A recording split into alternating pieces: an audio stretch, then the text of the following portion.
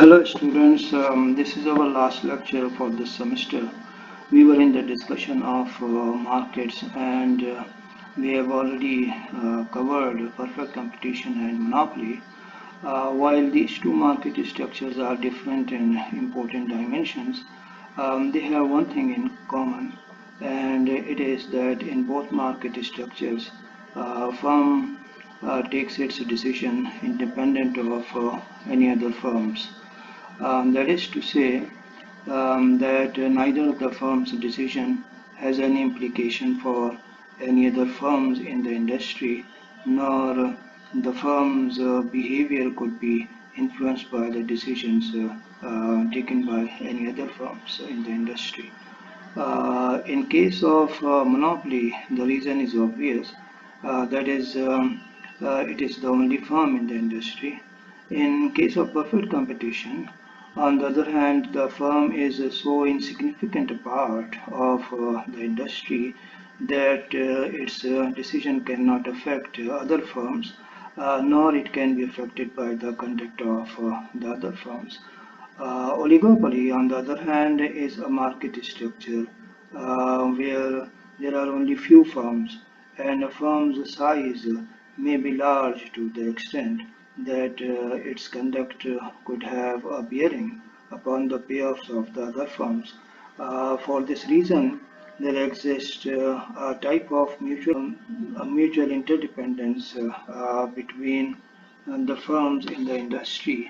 And if we assume that each firm in the industry is pursuing the objective of profit maximization, then this implies a rivalry between these firms. It is for this reason that it is this market structure, in fact, where we observe competition in a true sense, in the sense where firms in the industry place strategies and counter strategies while competing with each other. There are many different ways to study and analyze the behavior of oligopoly market, and game theory is one such way which we intend to use for our purpose. Game theory is a tool, remember, that is used to analyze any situations where more than one economic agents are involved in a kind of strategic interactions with each other. This situation arises when decision taken by one economic agent has welfare bearing for the other economic agent. It is thus assumed that the other economic agent may react to the decision of the first economic agent, and so while taking his or her decision, the first economic agent has to keep in mind this reaction. A few examples may enable us to understand such situations. First, consider, for example, Coke decides to lower down the prices of its products, say by 20%. This will not only affect the sales of Coke, but also of Pepsi. So Pepsi may react. Thus, while taking such decisions, Coke must keep in mind the possible reaction by Pepsi and the consequences of the same on its own sales. Here, the strategic interaction is defined in terms of product prices. That is, the price plays the role of strategic variable. But remember that and business are not the only area where we can make use of the game theory to apply situations where the individuals are in a sort of strategic interactions with each other. We could also take an example from politics as well as from the area of international relations. So the use of game theory is widespread. Say, if we think in terms of a country, that there are two or three leading political parties they keep on playing strategies and counter strategies in the political system to come into power, assuming that coming into power requires winning of elections means that political parties use strategies to maximize the size of their vote banks. Similarly, at international level, see India and Pakistan as well as Russia and America keep on playing strategies and counter strategies against each other while pursuing their international objectives. Even in games, like for example in cricket or in hockey or football, and of course, most obviously in chess, we see strategies and counter strategies being played by opposing opponent teams.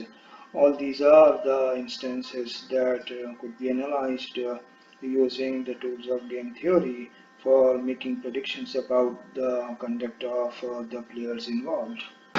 So let's start our discussion of the game theory formally. Like in any other model we have seen previously. Here as well we start with a set of assumptions and discussion of basic setting. Remember that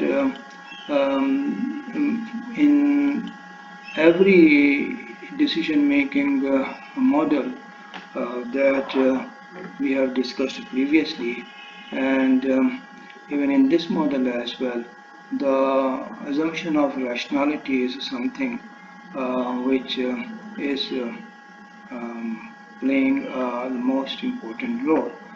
And this is the assumption that we really cannot ignore. Alright, let me first clean the spelling. So this is rationality.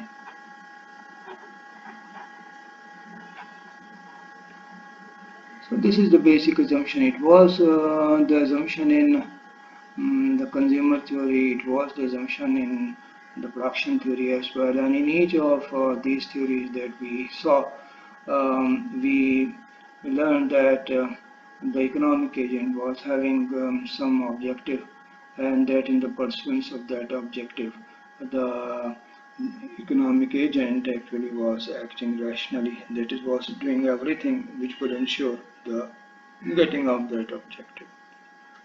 Same is true here in the game theory as well.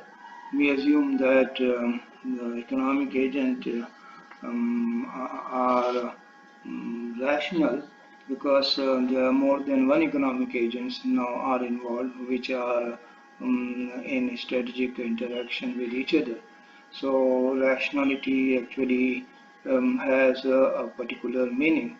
The first thing about that is that you have to keep in mind that this will be taken as a common knowledge. That is, rationality is a common knowledge, and this means that whatever are the economic agents involved in a particular situation, each economic agent knows that the other economic agent is rational, and it actually goes beyond that. For example, if A and B are the economic agents that are involved, then by rationality we means that A knows that B is rational, and A also knows that B knows that A knows that B is rational.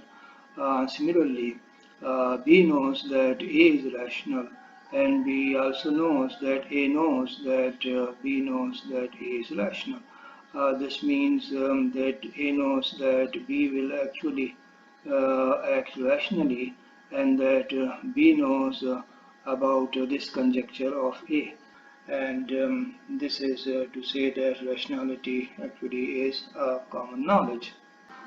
So for rationality to be common knowledge, it is not sufficient, remember, that A knows that B is rational.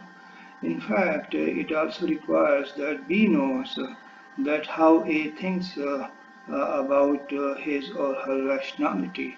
So this is important for rationality being common knowledge. Now let's look into the other elements of the game theory. That the setting of the game theory requires a set of players. That is, we know that who are the players or who are the parties that are designing and implementing strategies and counter strategies against each other. The set of the players is something that is known.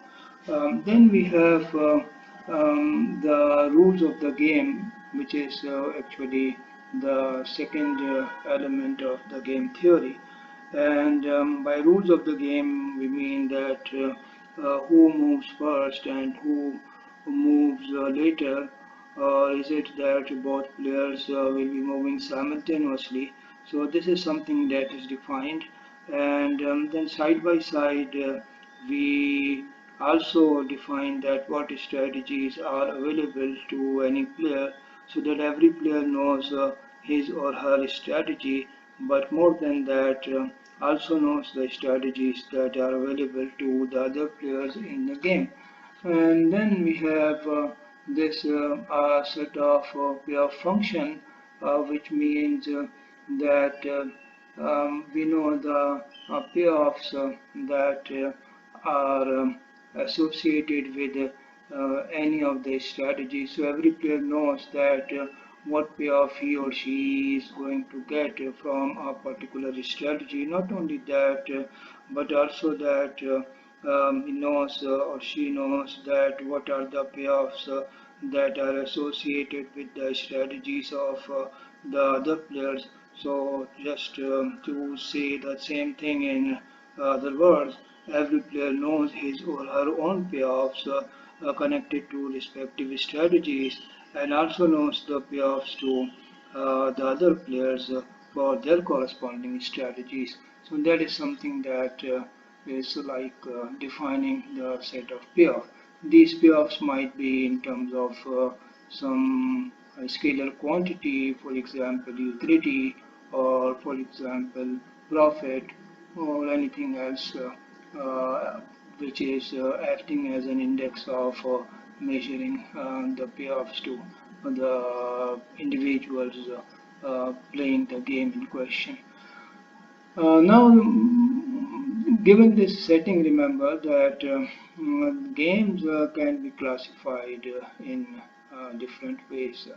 There are simultaneous move games in which both players are acting simultaneously. So when this is happening, then this means player A does not know what player B actually is going to do, and so player B does not know what player A is actually going to do. Player A knows all the strategies of player B. Player B also knows all the strategies of player A, but none of them actually knows that what actually each player, any player will be, what strategy any player will be playing. That they have to form a conjecture about the actual strategy that will be played. And this is something that will be done by every individual.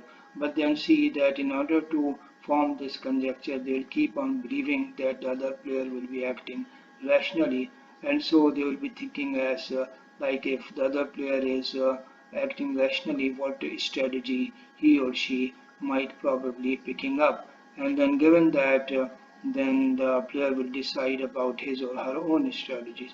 To remember that this is very important to realize that we do not look only to our own strategies, but actually we look into or try to conjecture the strategy that will be played by the other player, and then on the basis of that conjecture we decide that what strategy we should be playing, and that is something that should be such that we are able to maximize our payoff or our utility.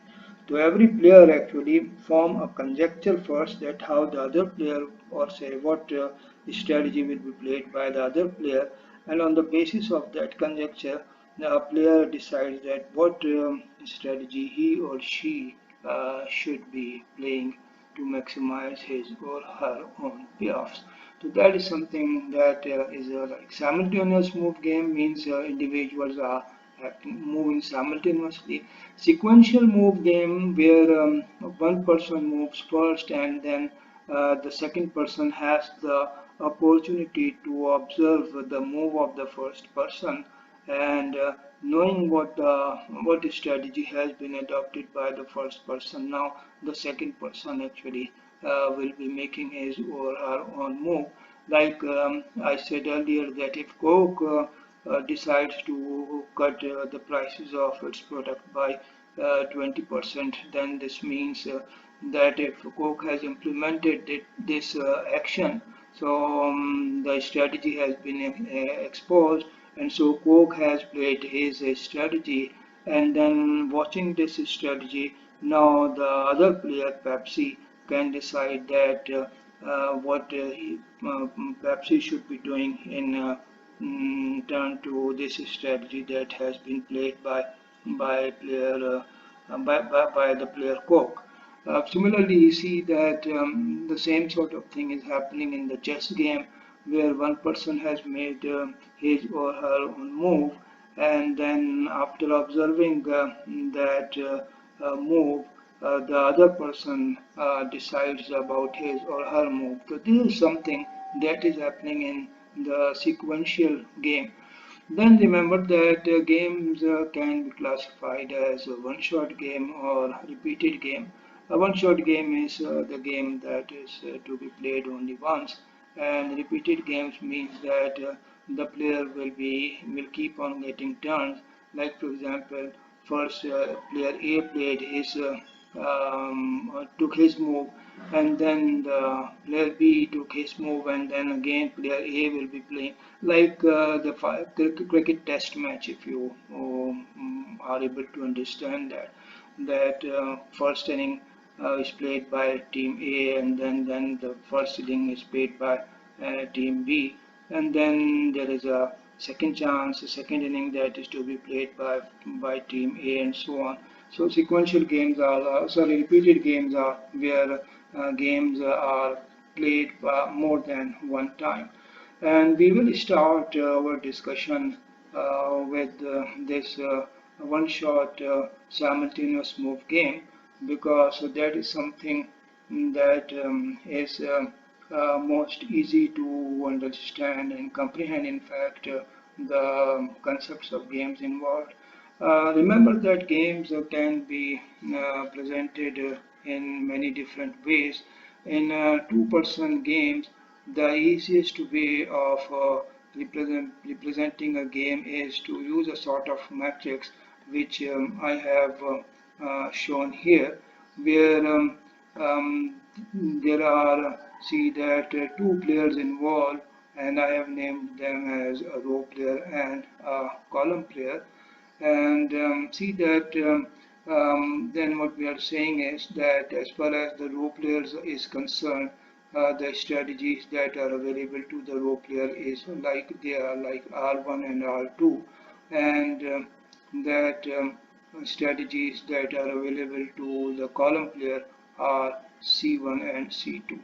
Both players will be acting simultaneously, and so they first have to sit, think, and decide finally that what action should they be taking. So, like for example, row player knows that what strategy column player sorry, what strategies are available to the column player, but row player does not know beforehand that whether the column player will be playing strategy C1 and C2. Similarly, column player knows that what are the strategies and payoffs that are available to the row player, but column player does not know that what strategy actually might be played by the row player, whether the row player will be playing R1 or whether the row player will be playing R2.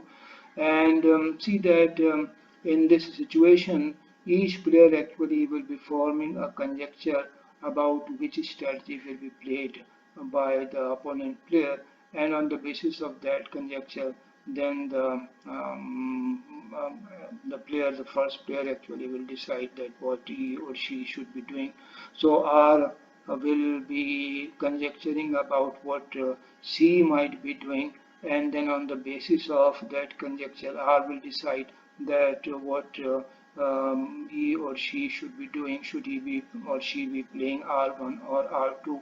Similarly, C will first try to see that what R is going to do, and after C has found a way of seeing that whether R will be playing R1 or R2, then on the basis of that conjecture, C will decide that whether he or she should be playing C1 and C2.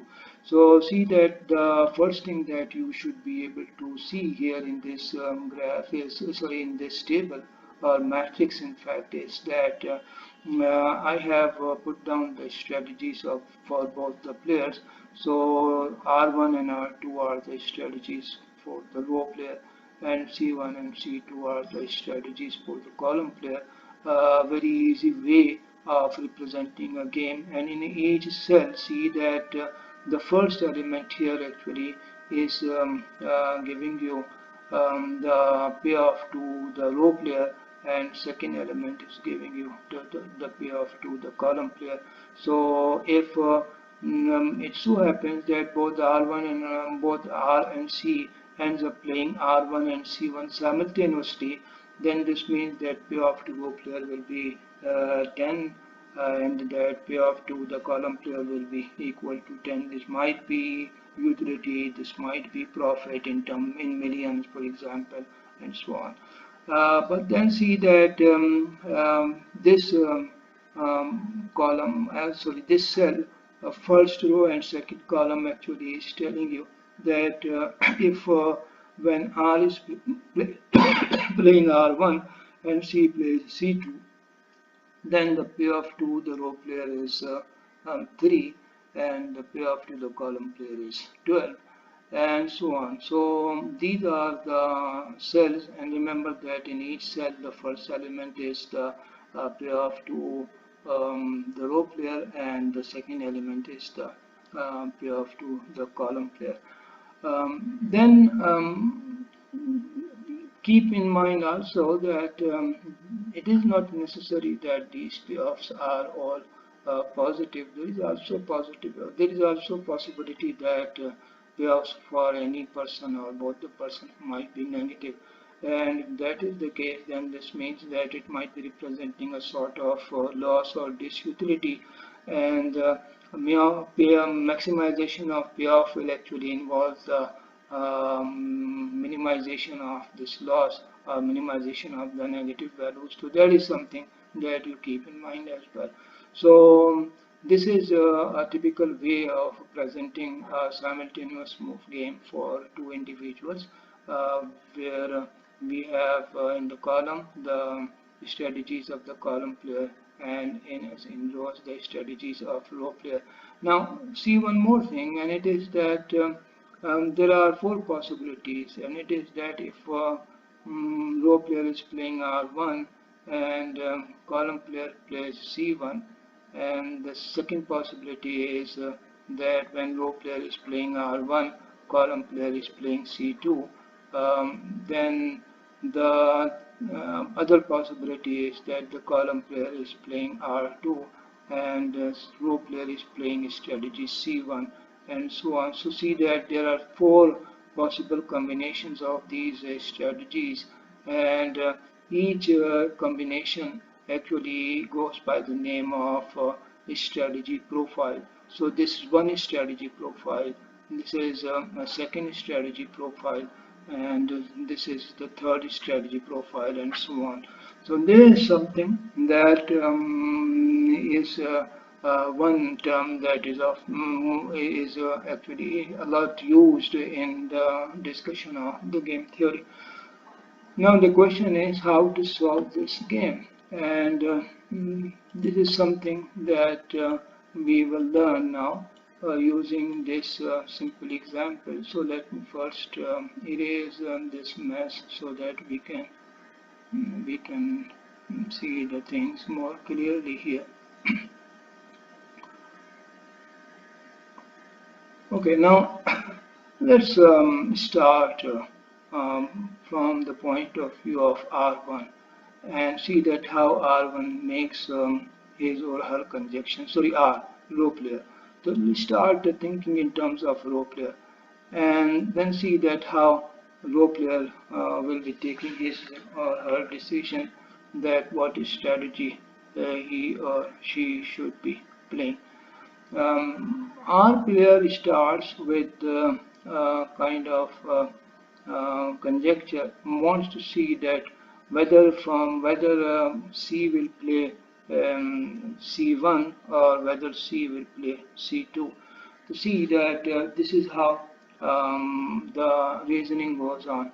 R says that if I play say strategy R1.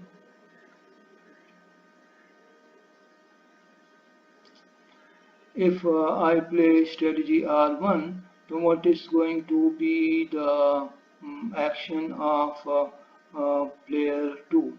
So if I am playing strategy R1, then if player plays strategy C1, so player C plays strategy C1, so payoff will be equal to 10, and that if column player plays strategy C2, then the payoff to the column player will be equal to 12, and so this means that if I play R1, then the best strategy for column player is to play C2. So this is then is going to happen. This is how R is analyzing the situation. Remember that if I choose R1, column player will choose C2. Then he asks the question, what if I choose R2? What is going to be the action of the column player if I choose R2? So if I choose R2 and if column player chooses C1, so he or she will be getting a payoff of 3 only, and that if he or she chooses C2, so then the payoff will be equal to 5. So because 5 is greater than 3, so this means that if I play R2, then the column player actually will be playing C2. A particular situation where R actually reaches the conclusion that irrespective of whether I am playing R1 or R2, column player is better off by playing C2. So see that this analysis actually allows the row player to conclude that column player will be playing C2. Then, given that he has arrived at this conclusion, he asks the question that what now should I be doing? Should I be playing R1 or should I be playing R2? See that after R has concluded that C will be playing C2, and in that situation, if R plays R1, the payoff to R will be equal to only 3, and that if he or she plays R2, then the payoff to this player will be equal to 5. And so, knowing that, or say concluding that the column player will be playing C2, the best option that is available to the row player is to play R2, and see that when this is going to happen, then this means that each player in this particular example actually will be getting the associated payoff. So 5 is the payoff to column player, sorry, row player, and 5 also is the payoff to the row player in this particular example. They need not to be equal, remember, but then this is the outcome that we have around here. So ask the question that on what basis row player concluded that C will be playing C2. The basis was that row player was able to realize that irrespective of the strategy that I am playing, that whether I play R1 or whether I play R2, the best strategy to the column player is c2.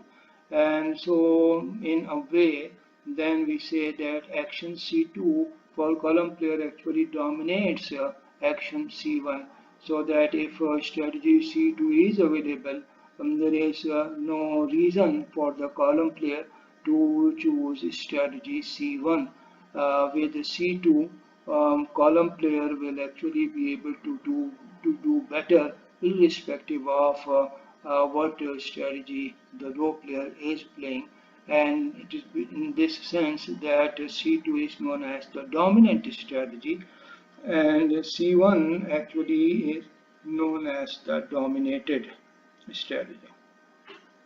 So dominated strategy is the one which actually will be doing worse than some other strategy, irrespective of the strategies of the other player. So see that with C1, C1 is inferior to C2, irrespective of whether the column player, so row player is playing R1 and or R2. So it is because of this reason that we say that C1 is dominated by C2, and then we have to understand one important thing based on rationality, and it is that a dominated strategy will never be played, because relative to the dominated strategy, there is a strategy that is offering a better payoff irrespective of what the opposing party is doing. So this is something that gives you also the definition of dominant strategy. But we have only discussed this game from the side of role players, that as if the role player was the player that was like analyzing the situation. Remember that this same sort of analysis actually will be performed by the column player. So like for example, column player has to take a decision that should I be playing c1 or should I be playing c2, and in order to take this decision, column player will also be analyzing the row player's strategies, and then we'll ask the question like this: what is the best strategy available to the row player if I play c1? What is the best strategy available to the row player if I play c1? So that is, with both strategy, row player will be able to do better if I choose c1. And see that if column player chooses c1, so because R will be doing better with the strategy R2, so this means that column player will conclude that if I play c1, row player will be choosing c2.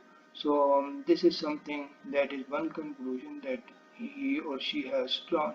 Then he asks or she asks the question, what if I play strategy c2?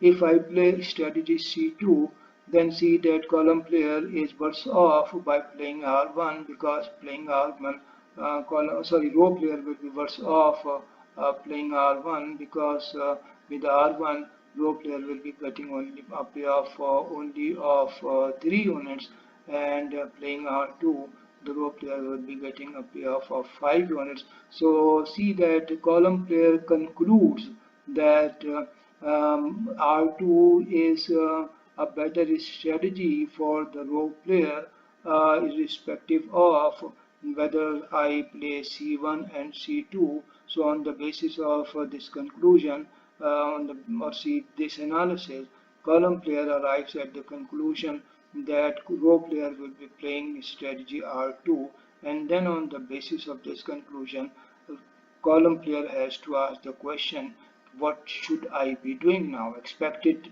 action by the row player is R2. Now what should I be doing? Then looking into the situation, see that if R is playing R2, then column player is better off playing C2, because with R2, if column player plays C1, then the column player will get a pair of only 3, and that with c2 the column player will be getting a pair of 5. So r2 comes, so column player concludes that given that the row player will be playing r2, the best strategy that's available to me is c2.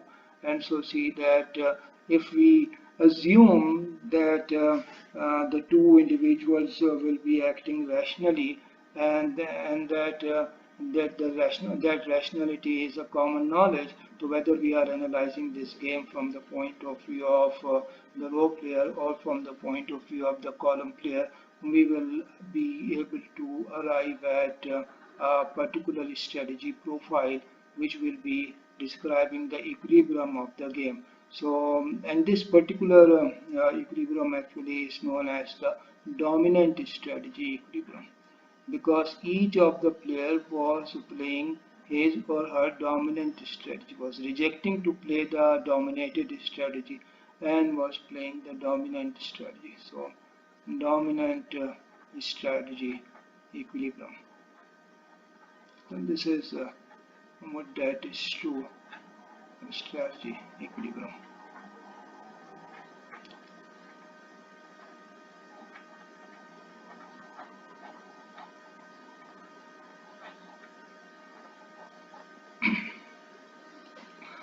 So when you are looking into the game, and suppose that you are asked to find out that whether there is a dominated strategy or a dominant strategy, then you will be acting as a row player or the column player, and you will analyze the game in this way. So, like for example, you will be asking the question, which one is better for column player, C1 or C2? If a row player is playing R1, C2 is better. If a row player is playing R2, C2 is better. So see that comparing this, 12 is better than 10 and 5 is better than 3. So this means that C2 is the dominant strategy, and that if this strategy is available, C1 will never be played. And so what we do is that by strike out this strategy by saying that this strategy will never be played by C. And when we do that, see that now the game has reduced only to one column and two rows. Now in the second step, we then see that because R will be doing better by playing R2, so this means that R1 will not be played, and so I can strike out this strategy as well, and so see that the game is reduced to only one row and one column, and we get the dominant strategy equilibrium. And so how did we arrive at this equilibrium? By deleting the dominated strategy. So by deleting the dominated strategy, we can arrive at a cell which will be giving us under certain conditions a dominant strategy equilibrium. So we first deleted the columns, one of the strategy of the column player, and then we deleted one of the strategy of the row player, and then see that we were able to get dominant strategy equilibrium. We could move in the other way as well. Like for example, in place of first deleting the strategy of the column player, we could have started our analysis with the row player. Instead, we will be able to arrive at the same conclusion that the cell that we will be left with is C2R2. So, like for example, in the context of C1, see that if a column player is playing C1, so see that here in comparing these two rows, R1 and R2, so 12 is better than 10, 5 is better than 3. So this means that when R2 is available, the row player will always be better off. So for row player R2 is the dominant strategy and R1 is the dominated strategy. So we strike out the dominated strategy. Dominated strategy is never played. So we strike out the dominated strategy and see that now we are left with only one row and two columns. And then we ask the question that what now column player is going to do.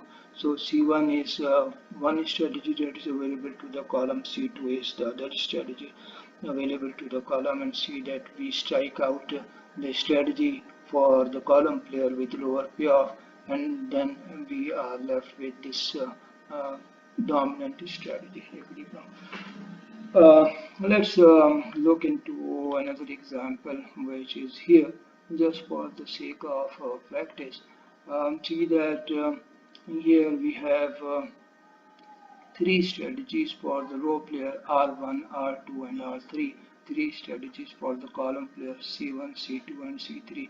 Remember that it is not necessary for the two players to have same number of strategies. There is a possibility that column player might be having more strategies available relative to the row player or vice versa.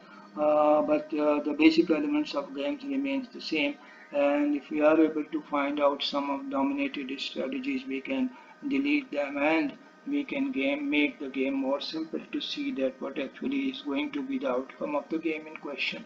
So see that here we have these three strategies for the column player C1, C2 and C3, and then to arrive at the equilibrium of this game, let's try to find out if there is any dominated strategy for the column player, because if any such a strategy exists, then this means that that strategy will never be played, and so we can safely delete that strategy. So comparing C1 and C2, C11 is better than 10 here, and in the second row 10 is better than 8, but then that 16 is better than 15.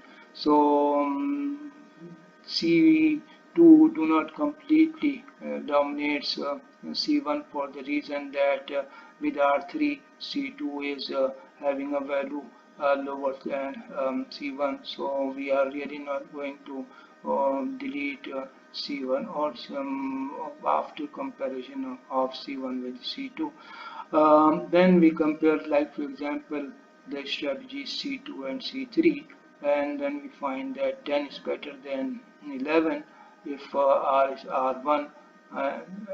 Sorry, 11 is better than 10 for the first row, and for the second row 10 is better than 9, and for the R3 15 is better than 6. So this means that irrespective of what strategy row player takes, column player will always be doing better by playing C2 rather than by playing C3.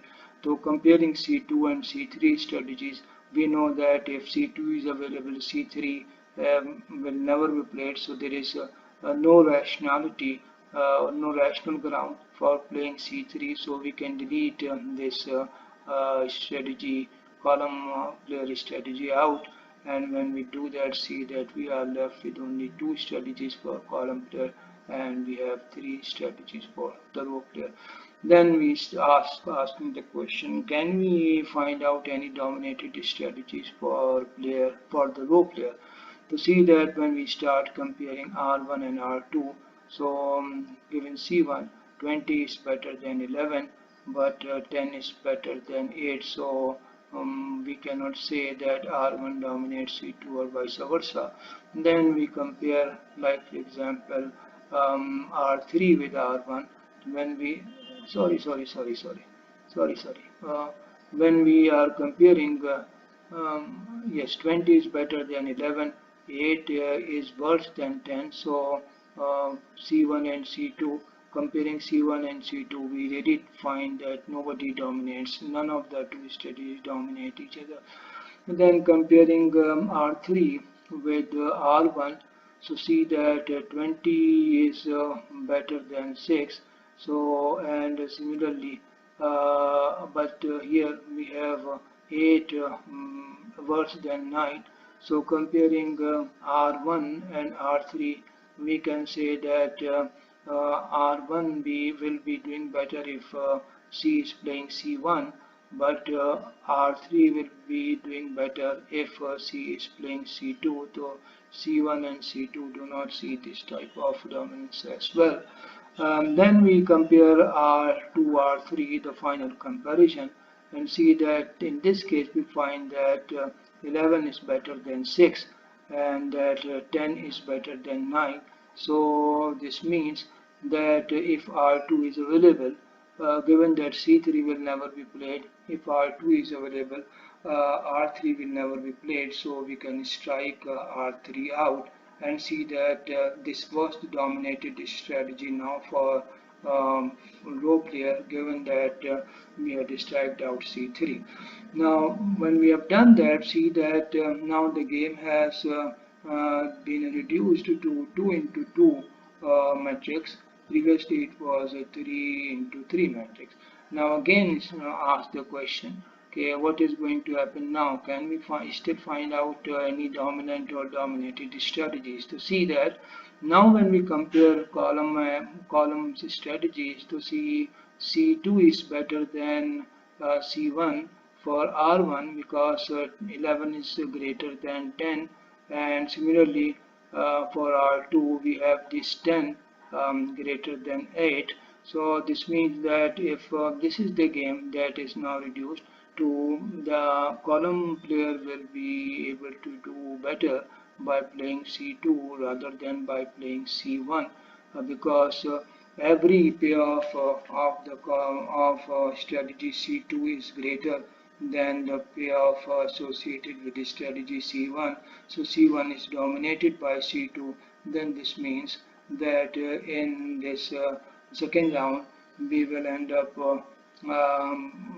deleting this C1, and once we have done that, now we are left with two rows and one column, and we ask the question, given that C is going to play C2, will it be that the row player will be playing R1 or whether the row player will be playing R2? So see that given that this is not the game, reduced game, 10 is better than 8, so this means that 10 dominates 8, or 8 is dominated by, or say R1 is dominated by R2, and so R1 will never be played, and this repeated iterated deletion of the dominated strategy finally leaves us with one cell. So this is something that is now representing the dominated strategy equilibrium, and the strategy is R2 for the row player and C2 for column player.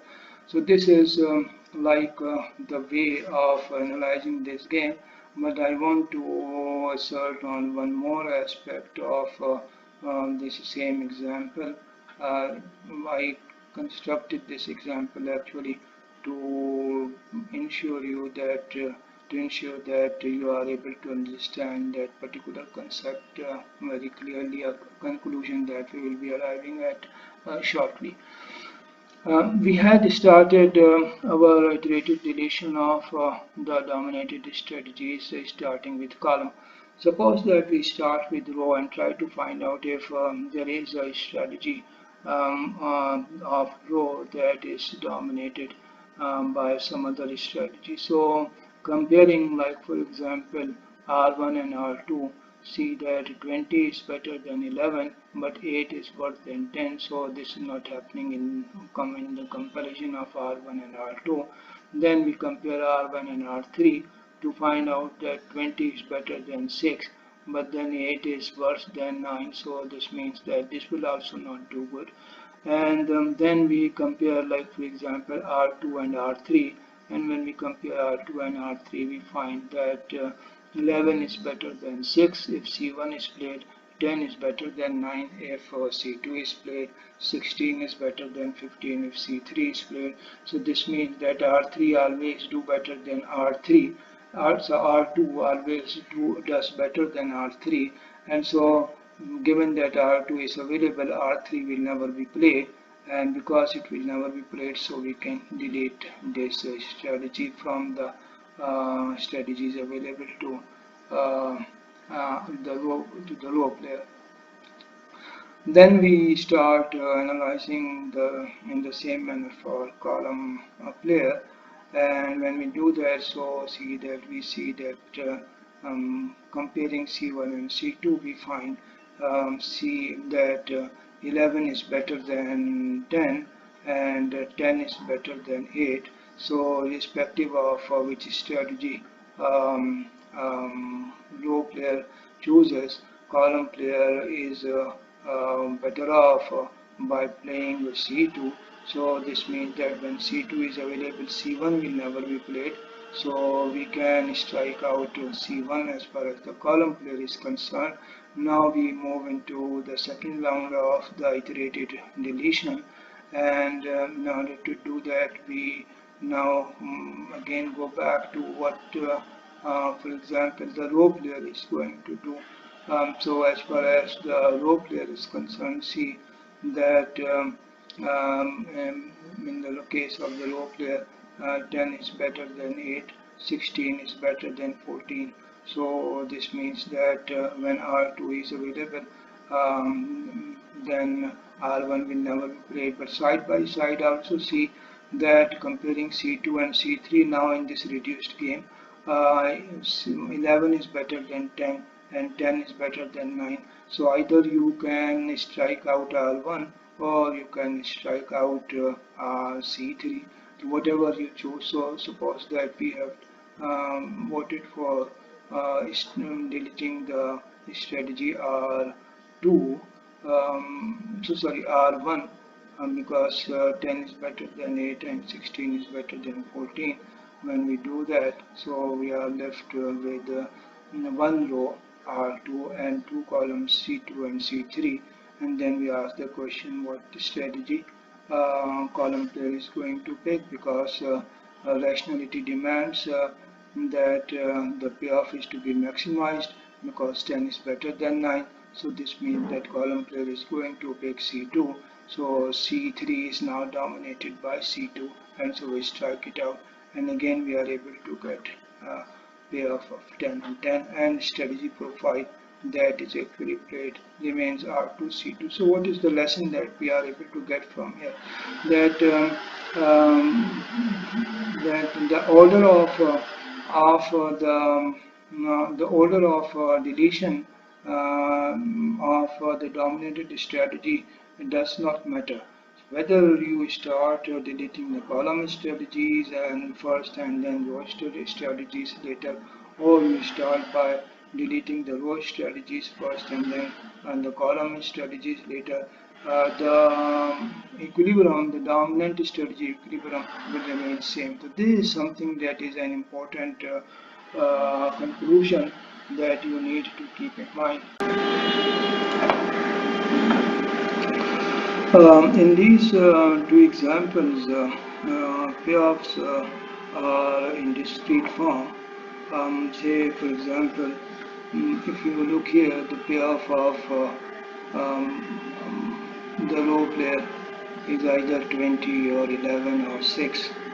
Similarly, the payoffs of the column players are also in discrete form. So we can use the matrix presentation to describe this type of situations.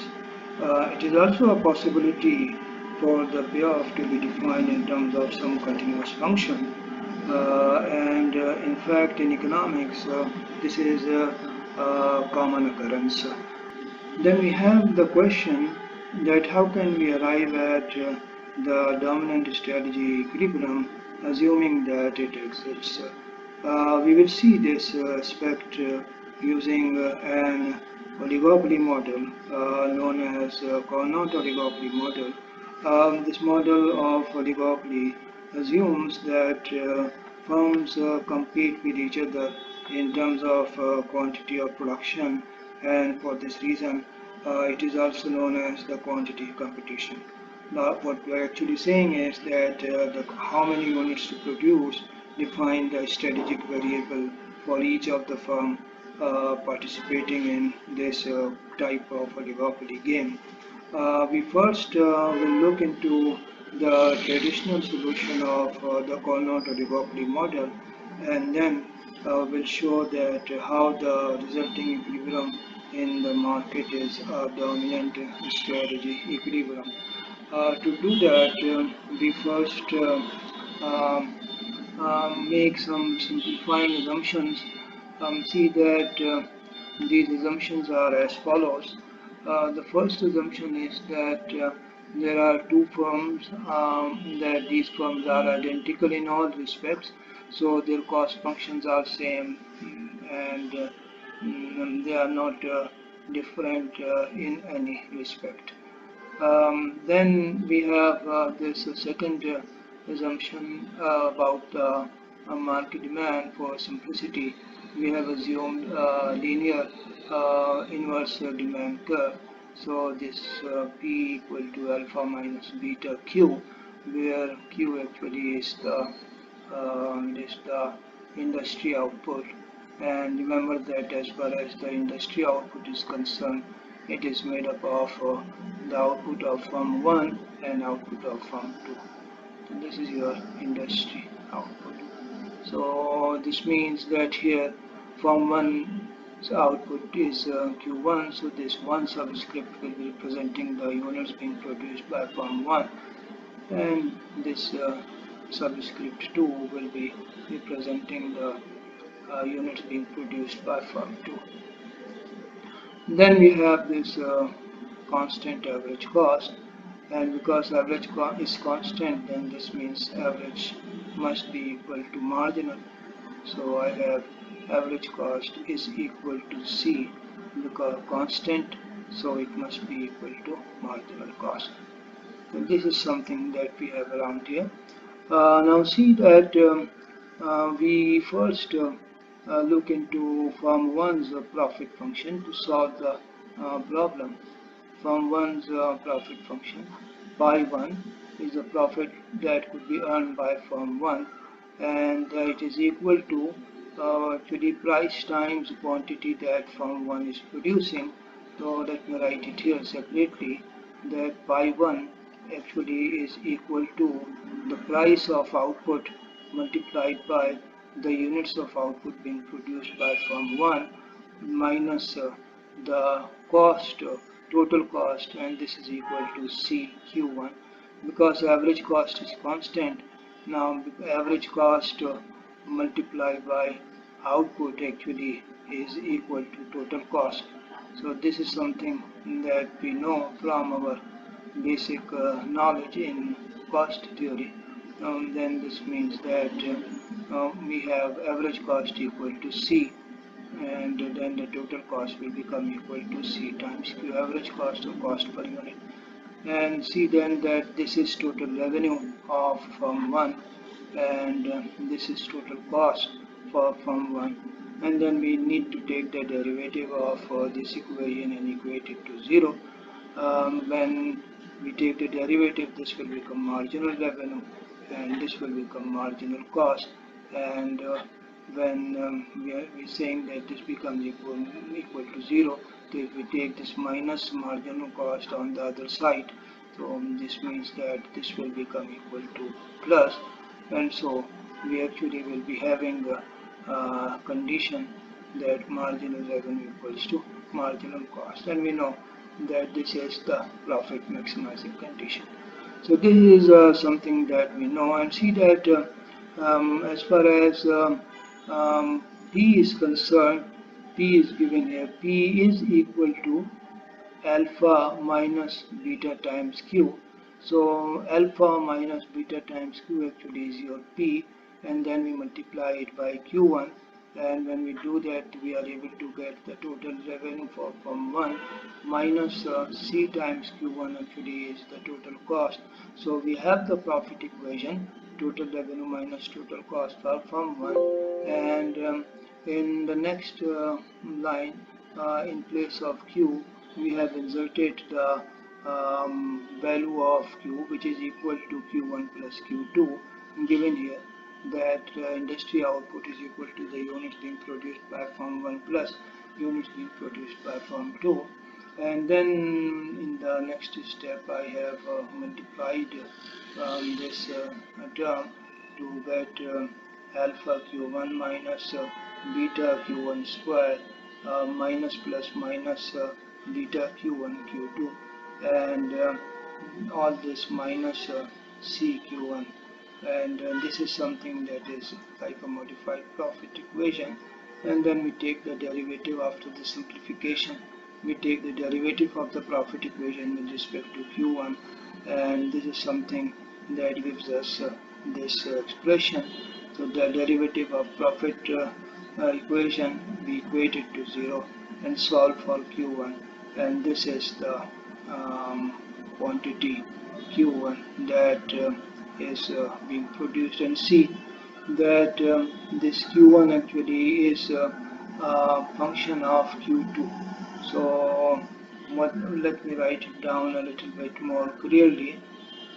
So what we actually have been able to get is that q1 after this simplification, you can do it by yourself. So q1 is equal to alpha minus c divided by 2 times beta minus q2 divided by 2. So this is like saying that the profit maximizing level of output of firm 1, that is q1, is a function of output being produced by firm 2. So whatever is the quantity firm 2 is producing, firm 1 actually will take this quantity as given and will ask the question that given that firm 2 is producing q2 units, how many units of output I should be producing there so that my profit is at its maximum. In this way, what we are saying is that q1 actually is a function I'm using h to show function of q2. And how q1 and q2 are related, see that they are related in a negative way.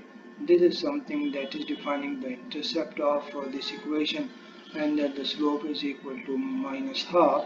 And what this equation is telling us is that as q2 increases, we will observe a decrease in q1. So and this is just something that you can directly see by taking the derivative of the left hand side with respect to q1, and this is equal to minus half, like telling us that this is like q2, so telling us that q1 and q2 are negatively related with each other, so that when q2 will increase, q1 will be decreasing. q1, remember, is the profit maximizing output for firm 1 that we have been able to obtain here. See that similarly we could obtain the profit maximizing output for firm 2 as well. And when we are when we do that, that is when we follow these same steps, we are able to get this q2 as a function of q1. So you must be able to understand that because we have assumed identical firms, so these two output functions must be mirror images of each other, and this is what that we are able to observe. This is like q1 equal to constant minus half times q2, and this is equal to q2 equal to constant minus half times q1. So in case of q1, the same thing is happening here. What we are saying is that q2 actually is a function of q1, and that there is a negative relationship between q2 and q1, so that if q1 increases, q2 should be decreasing because of this minus sign, and vice versa. Slope again like is equal to half. So this is what that we have been able to obtain. Now if you look into this system, we have two equations and two unknowns. The two equations that we have are q1 equal to alpha minus c divided by 2 beta minus q2 divided by 2, and this is the profit maximizing output of from 1 given any output level of q2. And similarly the second equation that we have is q2 equal to a minus c divided by 2 beta minus q1 over 2. So this is the profit maximizing output level of firm 2 given the output being produced by firm 1. And then we use these two equations to find out the output level that each firm will be producing, so that that output level will be representing a sort of equilibrium in the oligopoly market. And this is something that we can do by solving these two equations simultaneously, and see that when I did that, I was able to obtain the profit maximizing level of outputs for Q1 and Q2. So see that this is the profit maximizing output level for firm 1, and this is the profit maximizing level of output for firm 2. And because the two firms are identical, see that the output being produced by firm 1 is equal to the output being produced by firm 2. Remember that I obtained Q1 and Q2 by simultaneously solving these equations. Call this one equation 1 and this one equation 2. So like for example, what you can do is that in equation 2 you have Q1 here, and in place of Q1 put this right hand side of this equation. So Q1 will get eliminated and you will be having Q2 in one equation, and you then will be able to solve for Q2, and that will be equal to alpha minus C divided by 3 beta, and similarly for Q1. Now I wanted to have one more thing, and it is that I wanted to see that what is the total output that now is being produced in the industry. So Q1 plus Q2, and when I did that, the total output Q that was equal to Q1 plus Q2. So I added these two quantities, and output level of Q1, profit maximizing level of output of firm 2, and when I added them, so this see that they become 2 over 3 times A minus C divided by beta. So this is then is the oligopoly output. So I have used a superscript to indicate that this is the oligopoly output. This is the output that is being produced by the oligopoly industry. And I wanted to actually compare this output level with the monopoly output level and with the perfect competition. And so see that this is what that I have done here. See that in case of perfect competition, we have the condition price equals to marginal cost. Remember, marginal revenue in perfect competition is equal to price, and so we have price equals to marginal cost. And in our system, price was equal to alpha minus beta q, and marginal cost was equal to C. So in place of price, I ended up putting the inverse demand function, the right hand side of the inverse demand function, and C is the marginal cost. And then after doing that, I was able to find the value of Q, which will be consistent with the perfectly competitive level of output, and see that it is equal to alpha minus C divided by beta. And given that this is the output level that is being produced by the that will be produced if the market is perfectly competitive. So let me write it here. Q minus C divided by beta is equal to QC, is equal to QC. Now see that in oligopoly, the output level was equal to 2 divided by 3 times A minus C divided by beta. So then I can write that oligopoly output actually is equal to uh, 2 by 3 multiplied by alpha minus C divided by beta, but see that alpha minus C divided by beta is the competitive output, so I can write here QC.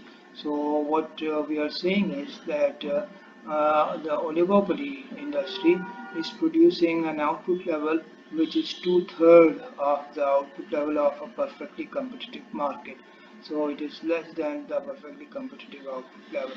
And to this extent, we can say that the oligopoly structure imposes some cost on the society in the sense that it produces a quantity which is less than the perfectly competitive quantity, and so people in the society have lesser quantity of this commodity for consumption. I also wanted to compare this output level of the oligopoly arrangement with monopoly, and see that in monopoly we have a marginal revenue equals to marginal cost condition again to be satisfied as a first order condition for profit maximization, because P is equal to alpha minus beta Q, and then the total revenue for the monopolist will become equal to P times Q.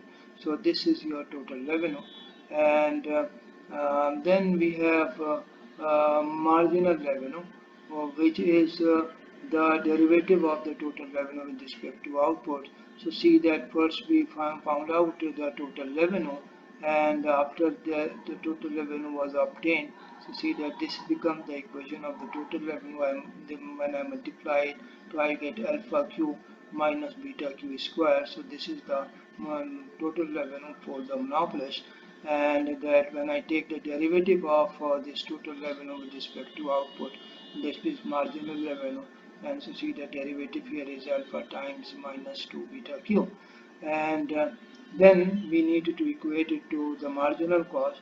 So alpha minus 2 times beta q actually is equal to marginal cost, and marginal cost is equal to C. So I can write alpha minus 2 times beta q equals to C, and then I can solve this equation for Q, and so I have Q equal to alpha minus C divided by 2 beta. So see that this is the monopoly output, and see that as far as this monopoly output is concerned, I can write it to be equal to half of alpha minus C divided by beta, but alpha minus C divided by beta is your perfectly competitive output, which is equal to QC. So this is equal to QC. So then I can say that as far as the monopoly output is concerned, it is only half of the output level being produced by perfectly competitive arrangement.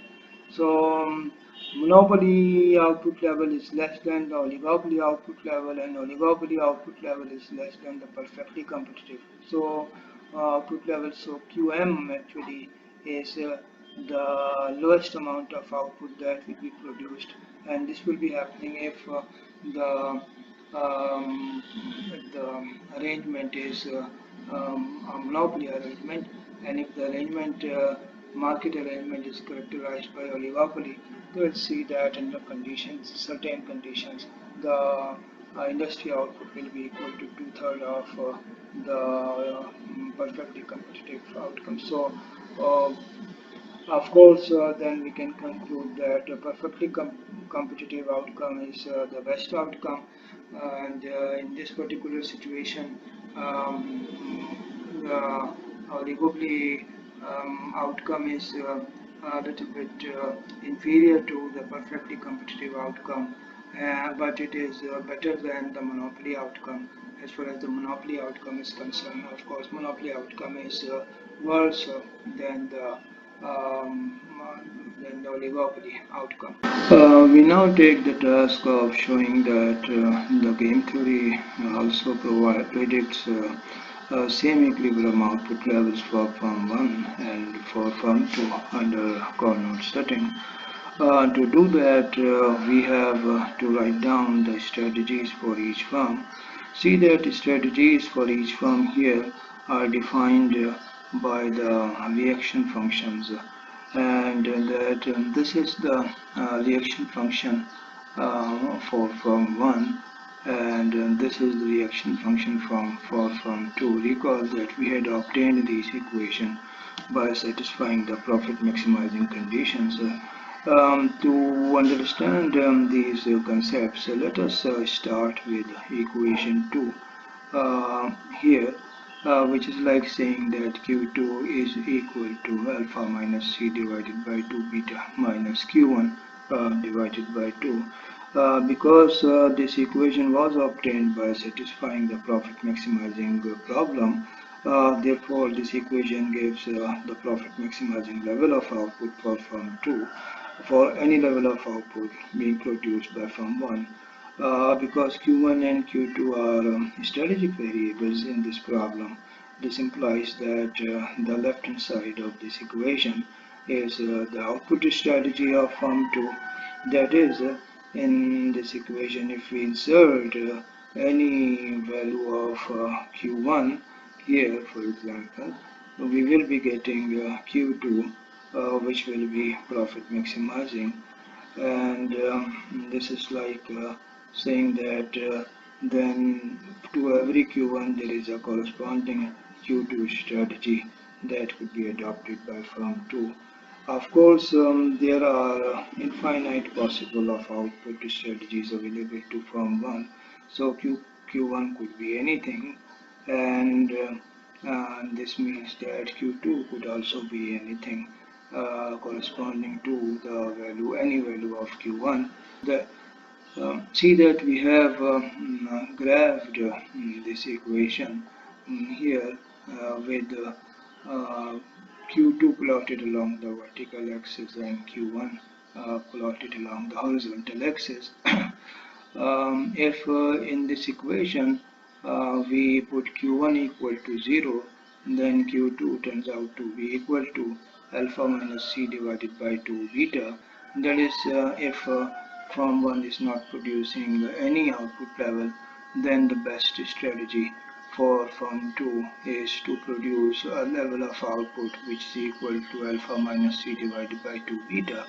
But we already know that alpha minus C divided by 2 beta is the monopoly level of output, and so we make sense that if firm 1 is not producing anything, then best strategy for firm 2 is to act as a monopolist and try to earn the monopoly profits. So this is what that will be happening at this point as far as firm 2 is concerned. But then see that we need to obtain this horizontal intercept as well to complete the graph, and in order to do that we need to put Q2 equal to 0. So in this equation, when we put Q2 equals to 0, we get Q1 equals to alpha minus C divided by beta. This says that if firm 1 produces alpha minus C divided by beta units, then it is best for firm 2 to produce 0 units of output. And this is something that makes sense. See that if I look into this graph where I have output along the horizontal axis, and suppose that this is the demand curve, the market demand curve, and in this particular case we have marginal cost constant equal, and in fact average cost constant equal to marginal cost. So this curve is average cost equal to marginal cost equal to constant, which was equal to C, and in if the firm is producing, any of the firm in fact is producing output level which corresponds to perfect competition, then the firm should be satisfying the condition price equals to marginal cost, and see that given that this is your marginal cost curve, price equals to marginal cost condition will be satisfied at this point of intersection of the demand curve and the marginal cost curve, and so this becomes your alpha minus C divided by 2 alpha minus C divided by beta. Now, suppose that this is the output level that is being produced by firm 1, and if this is happening, and now if firm 2 tries to produce any unit of output, in the market the availability of output will be increasing beyond alpha minus C divided by 2 beta, for example here. But then at this point what we observe is that the marginal cost is greater than the price, because if you want to take the output level to a further extent, then the price should be going down, and that new price will be less than marginal cost. But because marginal cost in this particular case is equal to average cost, so we will end up with a situation that the price that will come to prevail after Q2 decides to produce any positive amount of this output, given that the firm 1 is producing alpha minus C divided by beta units, so price will become less than average cost, and given that the total output in the market will be is equal to Q, PQ will become less than average cost multiplied by Q, and this is your total revenue, this is your total cost. So total revenue less than total cost actually will imply that firms, in fact both firms will start making negative profits, and which is like losses. So as far as firm 2 is concerned, firm 2 will be incurring losses in this case, and this means that firm 2 will be better off by producing nothing, so that if firm 2's output is equal to 0, then this means that its profits will also be equal to 0. So see that this is the reason for which firm 2 will not be producing anything if firm 2 finds that firm 1 is producing alpha minus C divided by beta units of output. Now look back into this equation and try to get the derivative of left hand side with respect to Q1, and when you do that, this derivative turns out to be equal to minus half, and which is the slope of this reaction curve. So now once we have obtained this curve here, graphed it, so see that what this curve is telling us, that if firm 1 is producing 0 units of output, it is best for the other firm to act as a monopolist, and if firm 1 is producing perfectly competitive level of output, it is best for firm 2 to stay out of production. And then see that when we move from this point, monopoly point, downwards, what actually is happening is as follows: that as firm 1 decides to produce any positive level of output, the other firm's output level or output strategy is to produce less. So see that if firm 1 is producing this amount, so this means that firm 2 will not keep on producing the monopoly output level. Actually firm 2 will reduce its production. If firm 1 decides to increase the output level, say for example Q11 to Q12, in that case see that firm 2 will further decide to reduce the output level, and this keeps on happening. As output level by firm 1 keeps on increasing, the profit maximizing output level for firm 2 keeps on decreasing, and so we are able to see this negative relationship between Q1 and Q2. So this is something, this curve actually, which tells you that what is the strategy, output strategy of firm 2 given any level of output that is being produced by firm 1. So this is how that the firm 2 will be operating. It will be operating along this curve. And so whenever firm 2 is on this curve for any level of output, this means that that particular level of output is the profit maximizing level of output for firm 2 given whatever is being produced by firm 1. So firm 1 is producing Q1 3 units. Finally, see that then the profit maximizing level of output for firm 2 say is equal to Q2 dash, which means that if it so happens that when firm 1 is producing Q1 3 units of output and firm 2 produces anything different, like for example less than Q2 dash or more than Q2 dash, then the profit of firm 2 will be less than maximum. Maximum profit will be attained only along this reaction curve of firm 2, and the reason for this is that this reaction curve actually was obtained by satisfying the profit maximizing conditions here.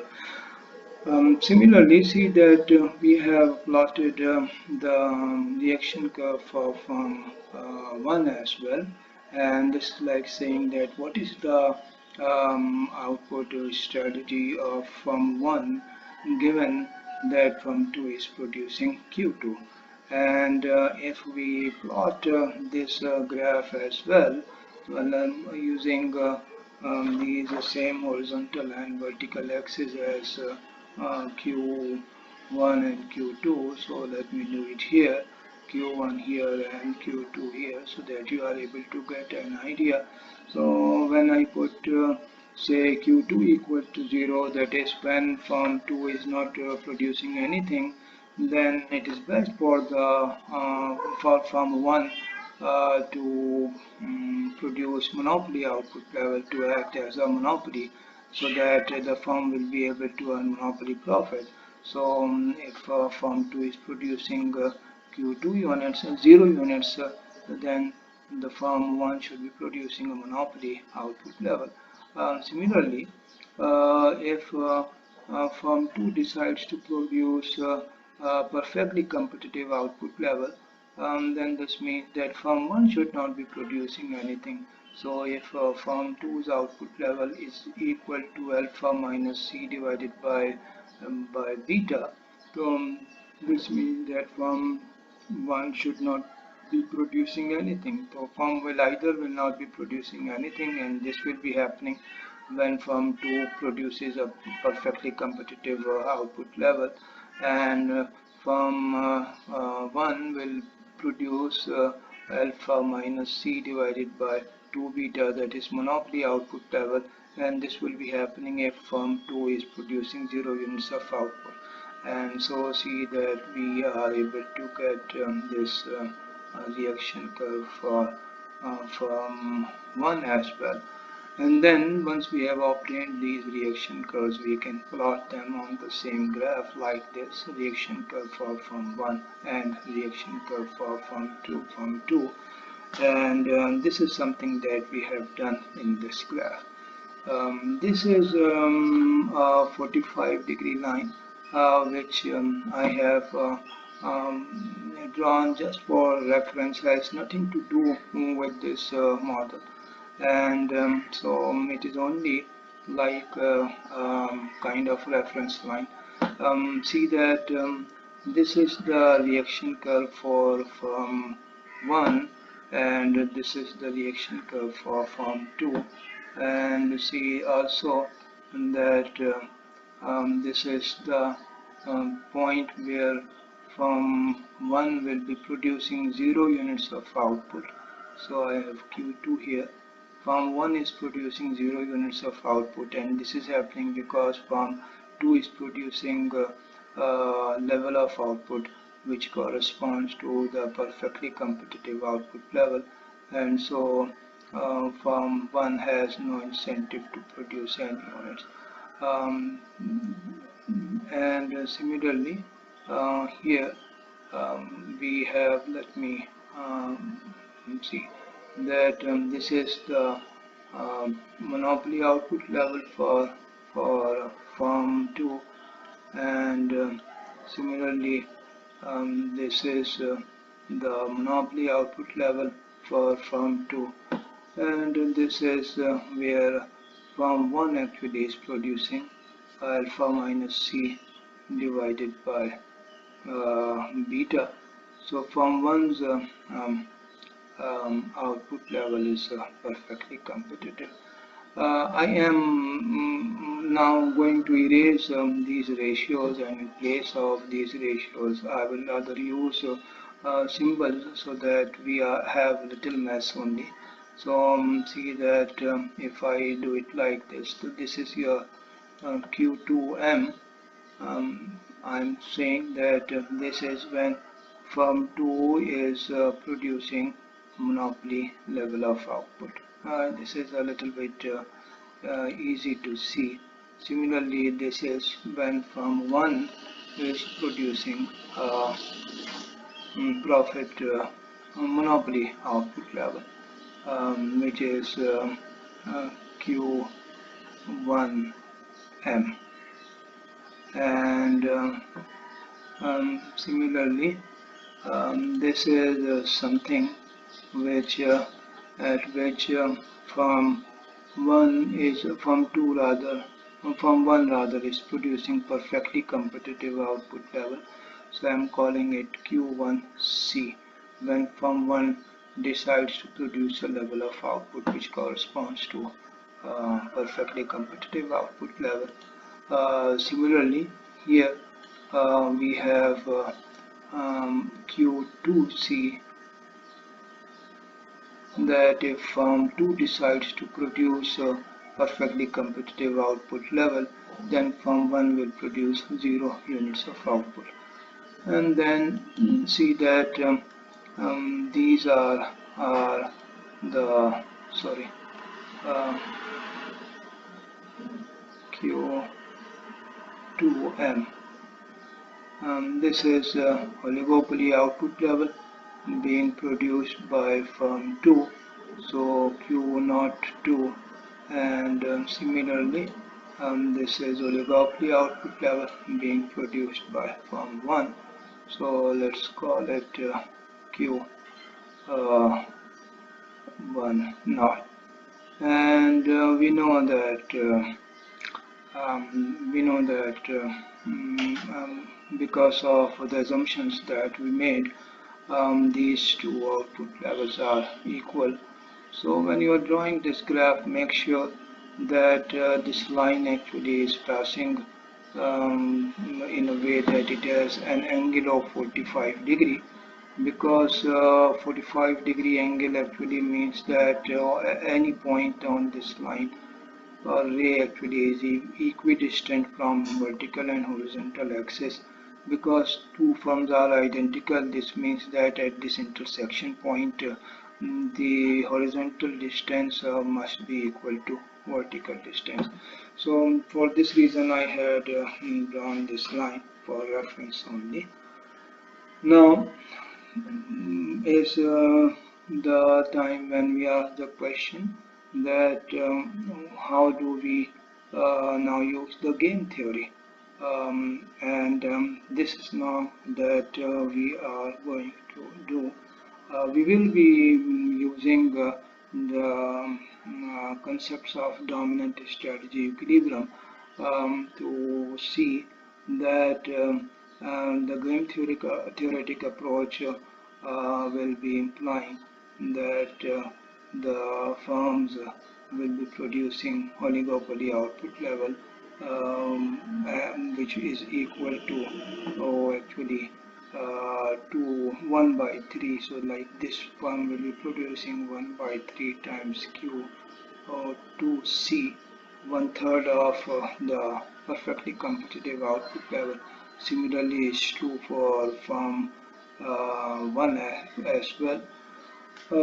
So this was the conclusion that we had arrived earlier. This same conclusion we will be arriving in this analysis as well. Well, in fact, where we will be deleting the dominated strategies, and we will see that through iterated deletion of dominated strategies, we will arrive at this intersection point. The first thing to keep in mind while finding a game theoretic solution to this problem and other such problem is that the set of players' strategies in a game is given by the reaction functions of that player.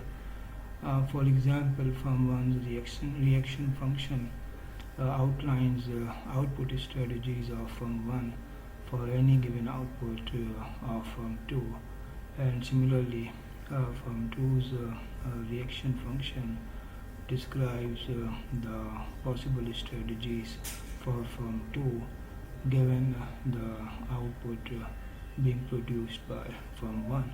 So let us ask the question that what output levels firm 1 may produce. See that the maximum output level that firm 1 may produce is the monopoly output level, which is here. So this is the maximum output level that firm 1 will produce. So it will produce either Q1M units or it will produce anything which is less than Q1M units. So if we define the strategies of firm 1, then it is any level of output between 0 and Q1M. This means that firm 1 will never produce anything beyond Q1M. So this is one thing that we are able to see around here. Now ask the question that what is going to be the profit maximizing output level for firm 2 given that firm 1 produces monopoly output level, that is Q1M. And in order to see that, we need to define that output level. So see that given that firm 1 produces Q1M units, the reaction function of firm 2 tells that the output level that will be produced by firm 2 is equal to Q21, and this is this level of output. I am extending it a little bit on the other side so that I could write that without any confusion. So this is the Q1 that we have around here.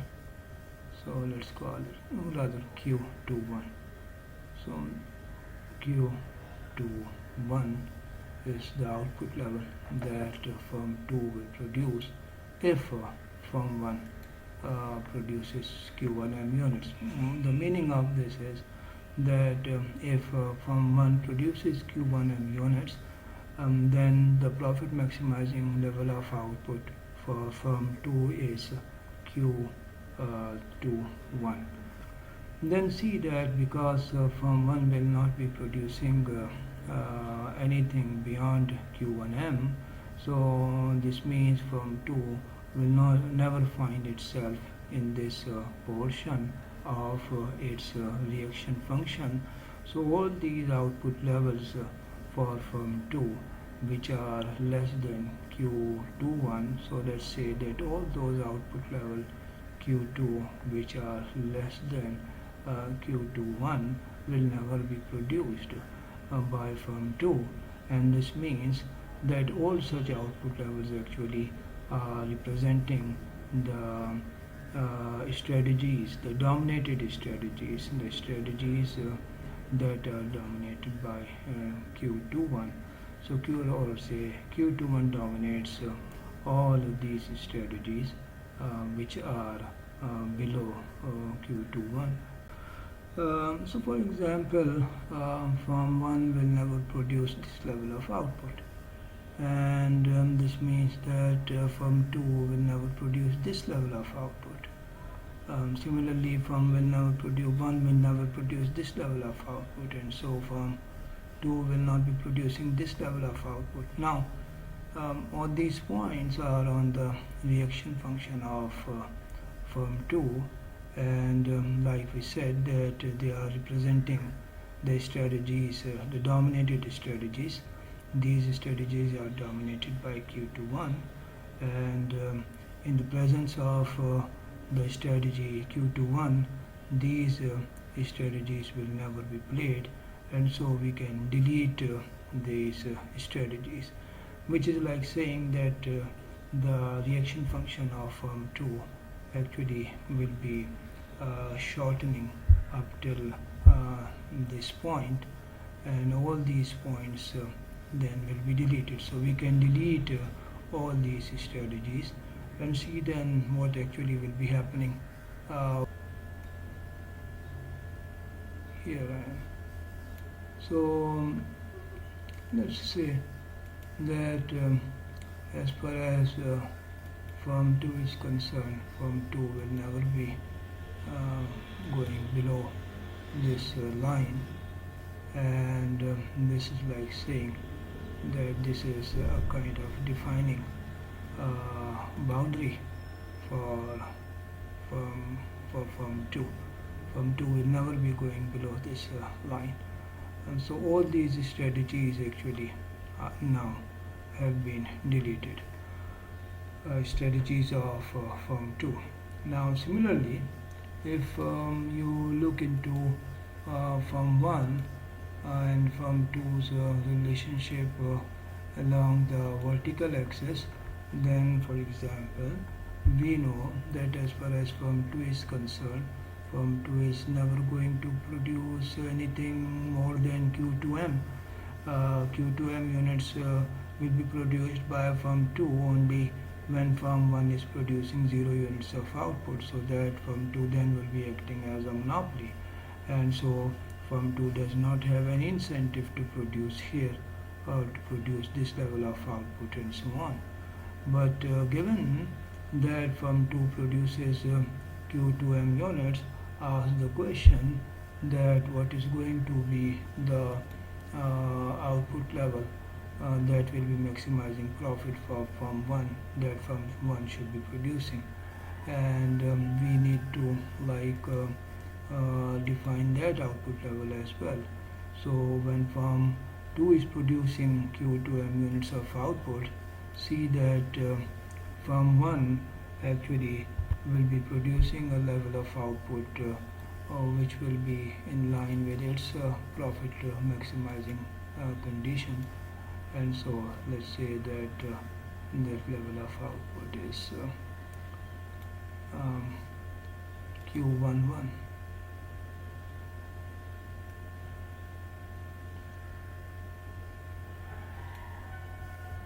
So this is it.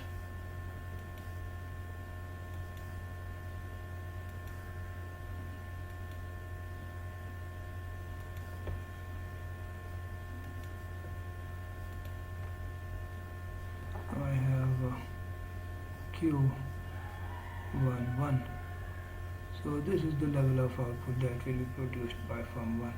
So if firm 1 produces Q2M units of output, then the profit maximizing level of output for firm 1 is Q11. So because firm 2 will not be producing this level of output, then this means that firm 1 will not be producing this level of output. Firm 2 will not be producing this level of output. Firm 1 will not be producing this level of output. So we can say that because firm 2 will not be producing anything more than Q2M, so firm 1 will not be producing anything less than Q1M. So in this sense, all these output strategies of firm 1 actually are inferior to Q11, and so they are dominated by Q11, and we can say that in the presence of Q11 these strategies will never be played, and so we can delete them as well.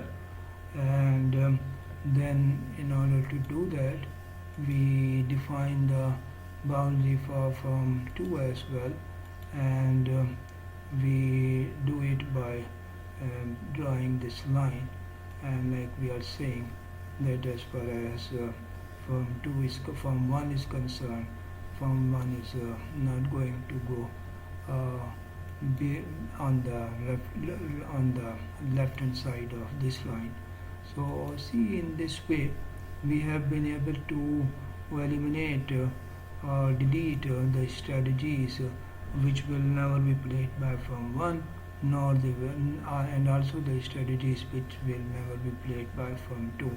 So what we are saying is that we have deleted some of the strategies of firm 1 and firm 2, and which strategies we have deleted? The ones which are strictly dominated by some strategies. So all these strategies have been eliminated, and because they are dominated by Q11.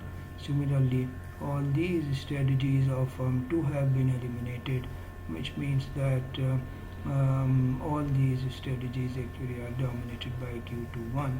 With Q21 existing, these strategies will never be played. With Q1 existing, these strategies will never be played.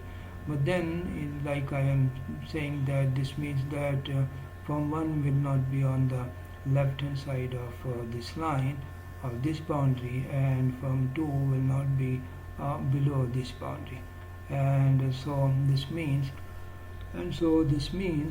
that after deleting these dominated strategies, our strategies that are now available to us are in this range, and this is like saying as if the this portion is no longer existing, and similarly this portion is no longer existing. We are in this portion where these are the strategies that are active for firm 1, and these are the strategies that are active for firm 2. But now see that given that our strategy sets have been reduced to these extents, ask now the question that in this new quadrant, what is going to happen now? So see that this shape in this quadrant, the shape of these reaction functions is still like the shapes of the reaction function that we were having previously.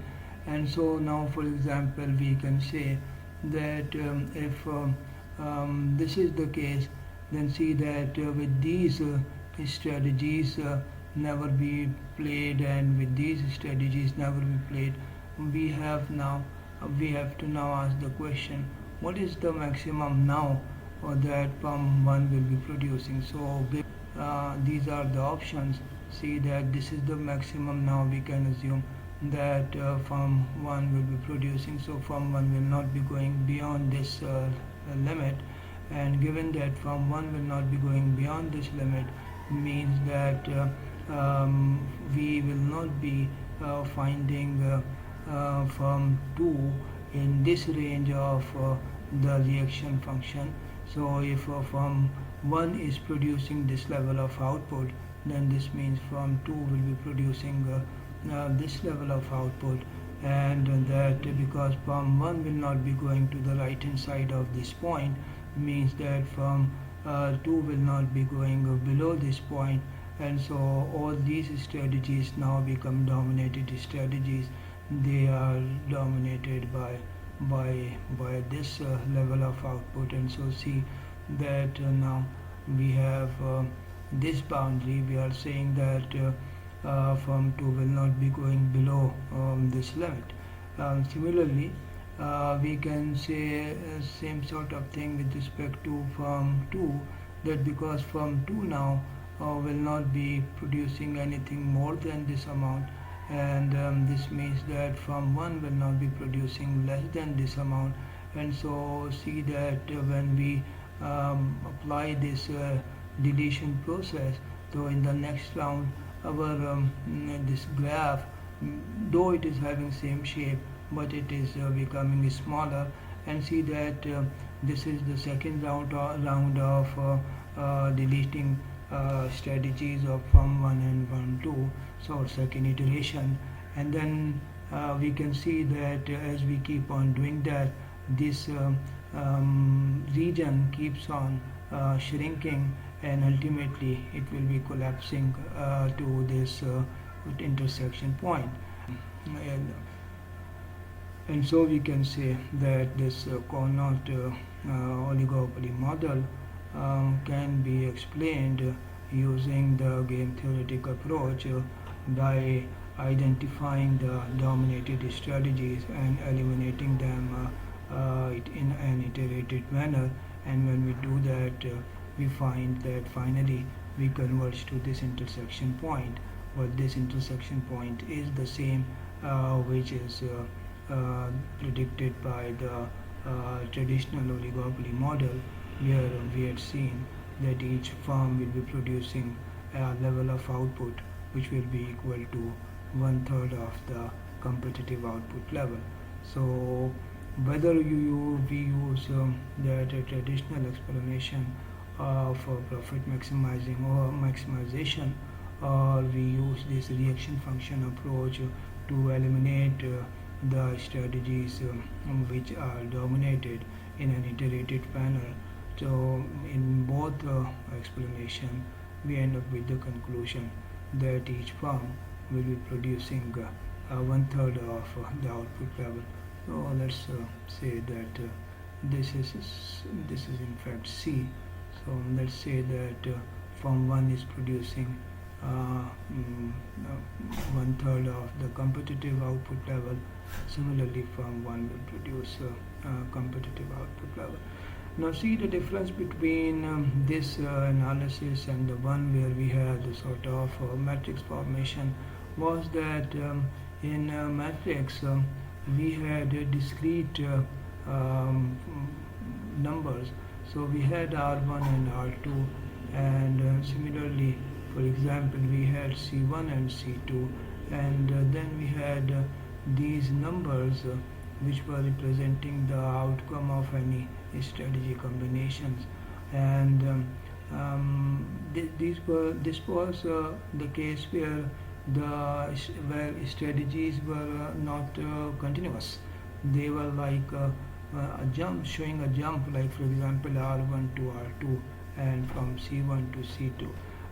Here when we use a reaction function, see that we are saying that these strategies actually are a continuous function. So for example, when we write say Q2 is the output strategy of firm 2, and we say that the output strategy of firm 2 is a continuous function of the output levels being produced by firm 1, and so we have a continuum of strategies. And whenever remember that we have such a continuum of strategies, so we really cannot use this matrix approach for finding the solution of a game. We have to rely upon mathematics and graphical analysis to see that where the solution is going to be.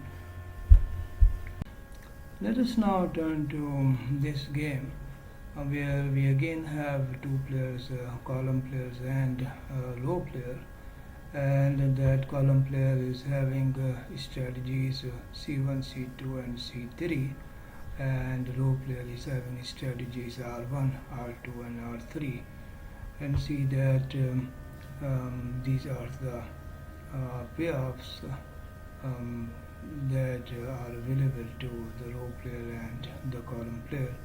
So for strategy profile R1C1, the payoffs associated are 5 and 3 respectively for row player and column player. Now if you check this matrix, you will find that there is no dominant or dominated strategies.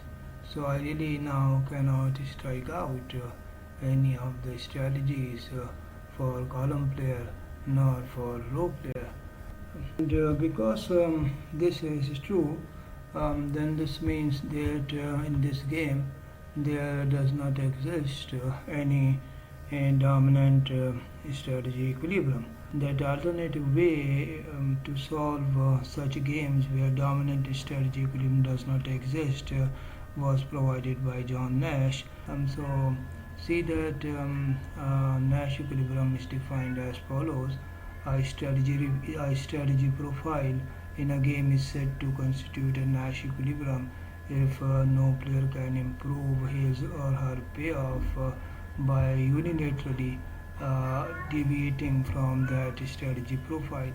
So, for example, consider strategy profile R1 and C1 and ask the question, is it a Nash equilibrium? To answer this question, first keep the strategy of the column player, for example, same, and ask the question that can row player do better by switching from R1 to some other strategy in a way that his payoff improves. So, given that column player plays C1, see that if row player shifts his or her strategy from R1 to R2 or from R2 to R3, the payoff of the row player will not be improving. In this example, in fact, the payoff will decrease. So we can say that as far as the row player is concerned, row player does not have any incentive to deviate from strategy R1 given that the column player is playing strategy C1. Then ask the other question that what if row player keeps on playing R1, then is it a possibility that column player can switch from strategy C1 and gain in terms of his or her payoff? So see that if a column player is playing C1 with the row player playing R1, the payoff to column player is only 3, and if column player changes his or her strategy from C1 to C2 or from C2 to C3, given that the row player is still playing R1, column player will be gaining. And so given that the row player is playing R1, column player can unilaterally deviate from strategy C1 and improve his or her payoff, and this means that this strategy profile R1C1 does not satisfy this criteria of Nash equilibrium because while a row player will not improve his or her payoff by unilaterally deviating from strategy R1, column player however can improve his or her payoff by unilaterally deviating from his or her strategy of C1. So you should be able to realize this term unilaterally means that only one of the player is changing his or her strategy. It was for this reason that we first kept say suppose that column player keeps on playing C1, can row player change his or her strategy and become better off in terms of payoff? And then in the second round we said that suppose that row player keeps on playing strategy R1 and then ask the question that can column player make improvement in payoff by moving from strategy C1 to strategy C2 or to say C3, because row player is not getting better off in terms of payoff, but column player is getting better off by moving from C1 to C2, from C2 to C3, while row player is sticking to R1. Then this means that R1C1 is not satisfying the equilibrium criteria as described by Nash, so this cannot be Nash equilibrium. Now consider the strategy profile R1C1 and ask the same question, R1C2 rather, and ask the same question that given that the two players are playing this strategy profile, R playing R1 and C playing C2, is it mutually beneficial? Sorry, is it beneficial for any of the player to unilaterally deviate from this strategy profile in the sense of increasing the payoff? So see that in this strategy profile R1C1, if we keep the strategy of column player C2 constant and change the strategy of the row player from say R1 to R2, this means that row player can benefit in terms of payoff. His payoff or her payoff will be increasing, and similarly see that if we keep the row player's strategy at R1 constant and change the strategy of the column player from C2 to C3, again column player will be benefiting in terms of increase in payoff by unilaterally deviating from this strategy profile R1C2, and so this means that this strategy profile R1C2 also does not satisfy the criteria of Nash equilibrium, and it does not satisfy the criteria of Nash equilibrium actually means that at least one of the player in this profile, at least one of the player in this profile has an incentive to deviate from this strategy profile. Similarly, at least one of the player, in this case column player, had an incentive to deviate from this strategy profile. But keep on checking all these other cells, and now think in terms of this situation R2C2 and ask the same question that is it possible for any of the player to deviate from this strategy profile and be able to gain in terms of improvement in the payoff? So see that keeping column player's strategy at C2, if we change the strategy of row player to R1 or to R3, it so happens that the row player's payoff do not get improved, and so row player does not have any incentive to change his or her strategy from R2, given that the column player is playing strategy C2.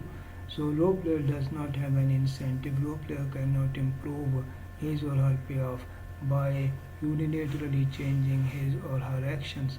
And similarly see that if we keep row player's strategy R2 constant and then ask the question that can column player do better in terms of payoff by changing his or her strategy from C2. So see that given that R is playing R2, if column player shifts to C3, column player's payoff will be going down, in fact here from 5 to 0, and if the column player shifts from C2 to C1, again the payoff of the column player will not be improving. So column player cannot improve his or her payoff by deviating from strategy C2, given that row player is playing strategy R2.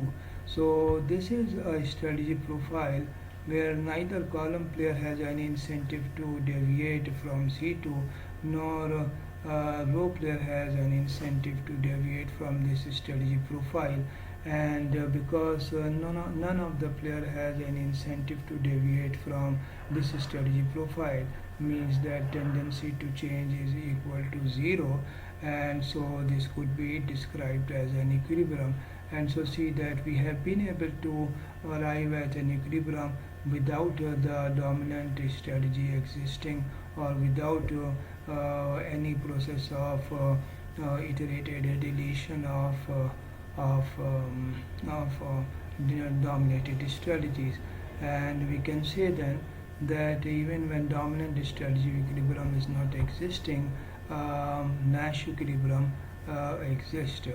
Now, one more way of identifying the Nash equilibrium is in terms of this statement. See that with this statement is actually saying is that Nash equilibrium is a strategy profile where every player's strategy is the best response to every other player's strategy. So, like for example, in this case, row player's strategy is best response to the strategy being played by the column player, and similarly, the column player's strategy is the best response to the strategy being played by the row player. So, see, let us first erase these things and investigate this problem once again in terms of this alternate definition. Now ask the question that is R1 best response to C1? The answer is yes. R1 is best response to C1 because if column player is playing C1 and row player is playing R1, payoff to the row player is 5, and if with the column player's strategy C1 row player plays R2 or R3, then the payoff to the row player is smaller. So we can say that R1 is the best response to C1. Now ask the question, is C1 the best response to R1? In this case it is not. Why? Because when row player is playing strategy R1, then column player's best response actually is C3, where column player can get a payoff of 5. So C1 is not best response to R1. However, R1 is the best response to C1. So we have R1 is best response to column player's strategy, but column player's strategy here is not the best response to the row player's strategy. So this cannot be a Nash equilibrium. Similarly, when we are here, we ask the same question that alright, C3 is the best response to R1, but is it that R1 also a best response to C3? The answer is no, because while C3 is best response to R1, see that if R changes his strategy from R1 to R2 or from R2 to R3, the payoff of row player can increase. In fact, to C3, the best response of the row player is R3. So R1 is not the best response to C3, but C3 is the best response to R1. So here again we have a situation where column player's strategy is the best response to the row player's strategy R1, but the row player strategy R1 is not the best response to the column player strategy C3, and so this is also not a Nash equilibrium. And similarly you can check for other strategy profile as well.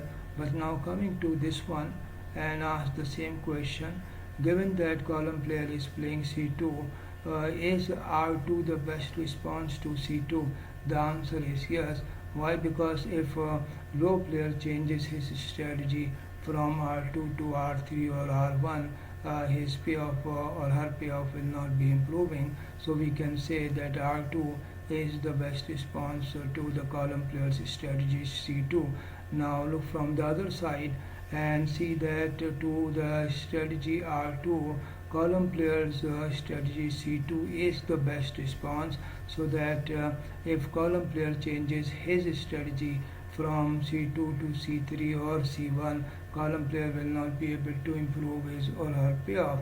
So this is the strategy profile C2 and R2 and C2, about which we can say that R2 is the best response to C2 and C2 is the best response to R2. So these two strategies are simultaneously best responses to each other, and whenever this is the situation, we say that a Nash equilibrium is existing. So such a strategy profile will be defining sort of Nash equilibrium.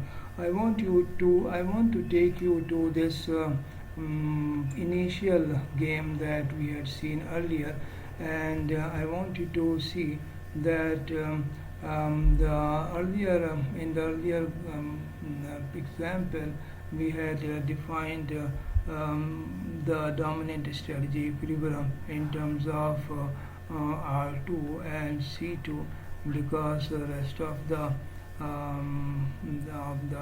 of the strategies were deleted through the iterated deletion process, and R2C2 was the only strategy that survived that deletion process, and so we said that R2C2 was the dominant strategy equilibrium. Now see that we can also check for the Nash equilibrium as well. So given that we are here, ask the question that is it that C2 is the best response to R2. So see that given that rho player is playing R2, what if we find a change in column player's strategy from C2 to C3? See that if column player changes his strategy from C2 to C3, the payoff will not be improving, and so this means that column player will not be willing to deviate from C2 to C3. So this is something that is representing the best response of the column player, because with R2, if column player plays C1, the payoff is 8, and if column player plays C3, the payoff is 9. So to R2, C2 is the best response because it maximizes the payoff of the column player for the strategy R2 of the row player. Similarly, see that for the strategy C2 of column player, row player's strategy R2 is the best response, because if with C2 column player plays R1, then the payoff will be less than what is available in R2, and similarly if column player row player plays R3, again the payoff will not be improving if it is inferior. So R3 is inferior to R2, and similarly R1 is an inferior choice to R2 given that column player is playing strategy C2. So here we also see that R2 is the best response to C2 and C2 is the best response to R2. So in this strategy profile, these individual strategies are best responses to each other, and so this means that this dominant strategy equilibrium is a Nash equilibrium as well. And then you need to remember one important lesson, and it is that every Nash equilibrium every dominant strategy equilibrium is a Nash equilibrium. So every dominant strategy equilibrium is a Nash equilibrium, but it is not necessary for the Nash equilibrium to be a dominant strategy equilibrium. Here in this example we have seen that dominant strategy equilibrium is a Nash equilibrium, but in this later example we find that R2C2 actually is not a dominant strategy equilibrium, though it is a Nash equilibrium. So dominant strategy equilibrium is necessarily a Nash equilibrium, but Nash equilibrium is not necessarily a dominant strategy equilibrium. So this is something that you need to keep in mind while considering these types of games and this equilibrium criteria, which is known as the Nash equilibrium criteria. Alright, let us now go back to this problem of Carnot oligopoly model and see that if we can apply this Nash equilibrium concept in this case as well. What we have just concluded implies that because there is a dominant strategy equilibrium, uh, and that this dominant strategy equilibrium must also be a Nash equilibrium. And see that using the concept of Nash equilibrium, we reason as follows: that suppose that we start from this point where from 1 is producing the monopoly output level, and firm 2 is producing an output level equal to 0. Now ask the question, given that Q2 is equal to 0 and Q1 is equal to monopoly output level. So this is one strategy profile that we are having, and let us check this strategy profile in the context of Nash equilibrium. Ask the question that producing is producing Q1M the best response of firm 1 given that firm 2 is producing 0 units of output. The answer is yes. When firm 2 is producing 0 units of output, then best response to this output decision of firm 2 is that firm 1 should be producing the monopoly output level, and in this way the firm 1 will be able to earn monopoly profits. So Q1M is the best response to Q2 equal to 0. But then is Q2 equal to 0 a best response to Q1 equal to Q1M?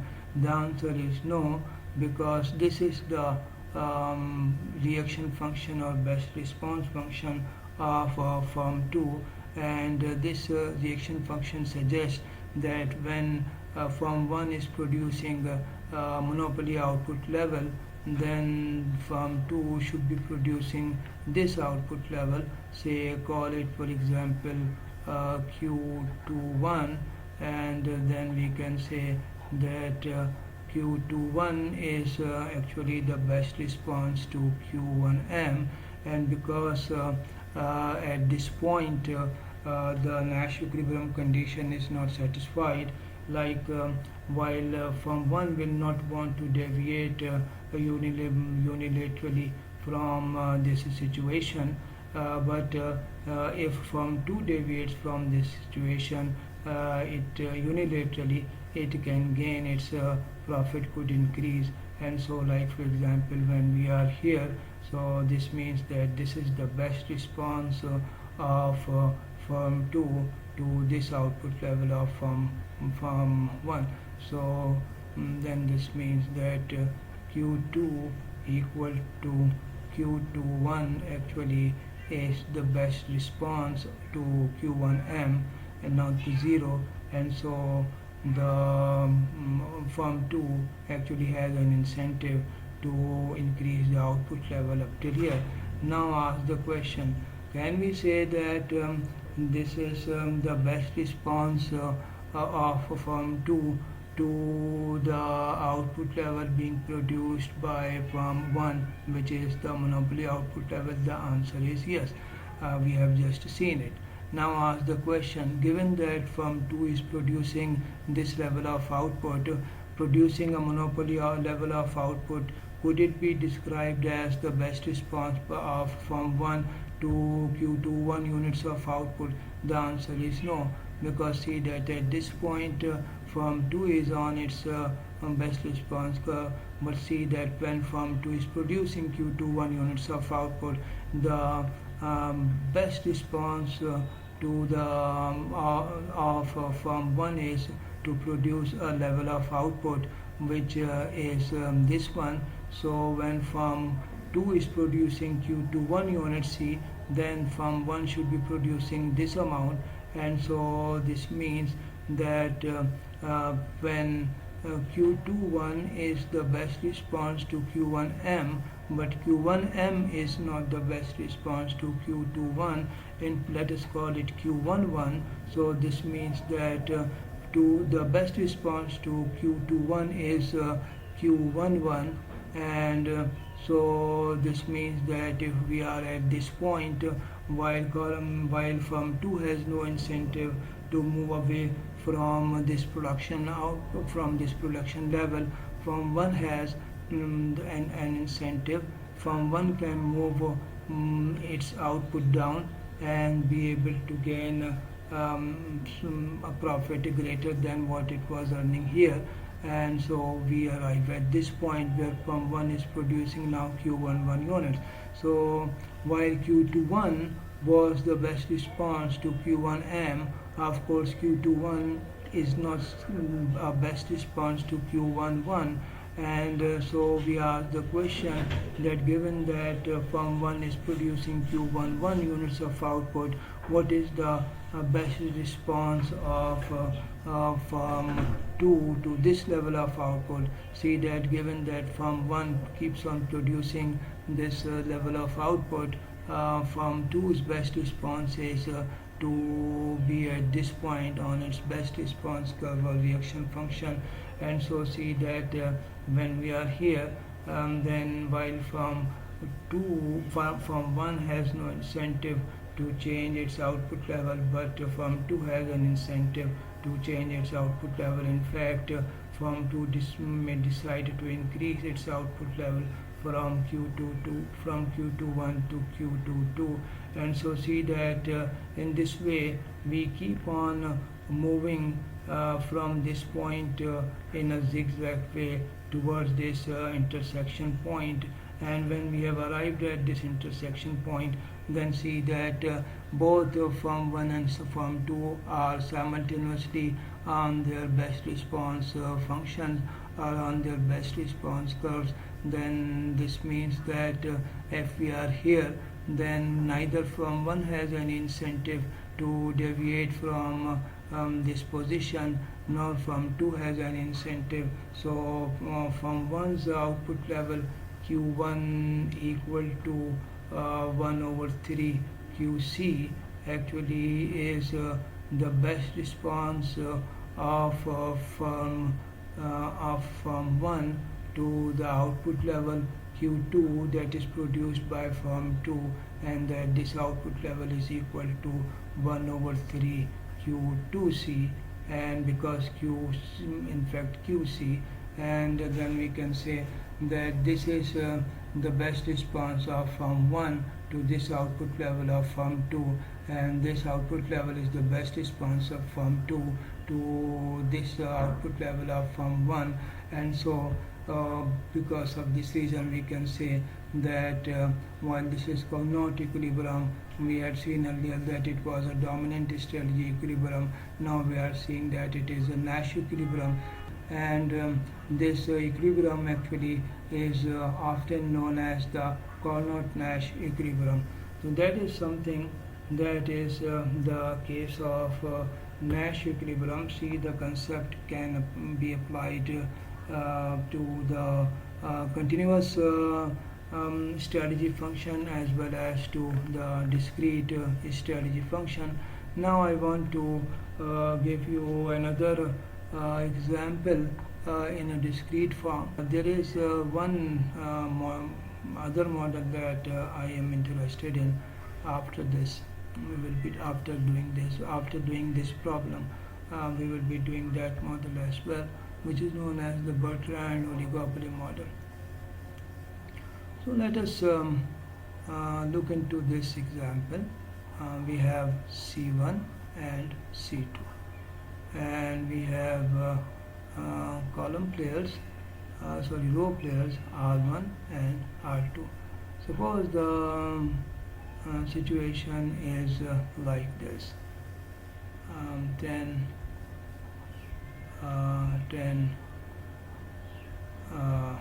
say 3 5 5 3 6 6. And then see that because 10 is better than 5 but 3 is worse than 6, so C1 does not dominate C2, neither C2 dominates C1. Similarly, 10 is better than 5 for R1 is better than R2 for C1, but R2 is better than R1 for C2. So we again are in a situation where dominant strategy equilibrium does not exist, and then we ask the question that whether Nash equilibrium exists or not. And so see that in this game we can write down a strategy profile R1 C1, and then we can say that this is the strategy profile which is defining the Nash equilibrium, because see that in this game if we apply the Nash equilibrium criteria, then we can say that if R1 is the strategy being played by a row player and C1 is the strategy being played by column player, then row player does not have any incentive to unilaterally deviate from R1 and be able to improve his or her payoff. Similarly, if column player switches his strategy or her strategy from C1 to C2, column player will not be able to improve his or her payoff. So column player also does not have any incentive to deviate from this strategy profile. So neither row player nor column player has any incentive to deviate from this strategy profile, means that this strategy profile is representing a Nash equilibrium. Then the same sort of things are happening here. See that if we are in this column, this is R2 and C2. Can we say that when row player is playing R2, column player strategy C2 is the best response to R2? The answer is yes. Why? Because when row player is playing R2, column player playing C2 gives the column player a payoff of 6, and that is if column player plays C1, he or she gets a payoff of 3. So this means that to row player strategy R2, column player strategy C2 is the best response.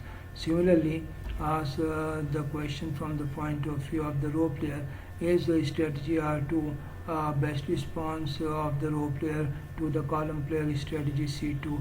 The answer is yes, because when column player is playing strategy C2, if row player plays strategy R1, then the payoff is only 3, and if row player plays strategy R2, then the row player's payoff is equal to 6. So we can say that the strategy profile R2 C2 is like representing another Nash equilibrium. So this is something that is like indicating that there is a possibility that in a game we may have more than one Nash equilibrium.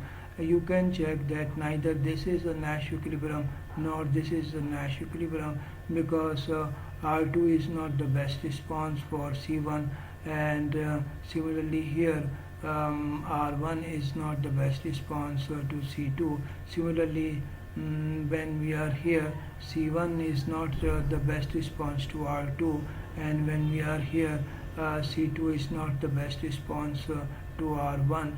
So see that we have two Nash equilibrium, while these are not either satisfying the criteria of Nash equilibrium.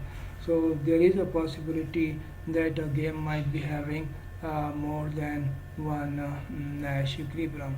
We now go to the last segment of our presentation, and it is the discussion of Bertrand oligopoly model. This model is based on price competition. That is, firms compete with each other through prices. So for each firm, price is the strategic variable, and so the strategy profiles are defined in terms of the prices that are charged by different firms, because we are assuming two uh, in firms in this presentation. So our strategy profile will consist of one price for firm 1 and the other price for firm 2, and then we need to find out the strategy profile which will be satisfying the conditions of Nash equilibrium. So we still assume that there are two firms which are producing homogeneous output, and that average cost is constant equals to C, and whenever average cost is constant, we know that it has to be equal to marginal cost as well. So we have average cost equals to marginal cost equals to C. Now we assume further that firms announce their prices simultaneously at the start of the market day, and that once the prices have been announced, they cannot be revised, and if it so happens that the announced price of one of the firm is less than the price that has been announced by the other firm, then the lower firm price will be able to capture the entire market, while the higher firm price will not be able to sell anything. So this is a special setting that we are assuming in order to arrive at a particular result that we will be seeing later on. And we then make some statements from A to E. See that the first statement is that each firm will be charging a price greater than 0. So we assume positive prices. Now that is, the prices are strictly greater than 0. They are neither negative nor they are 0.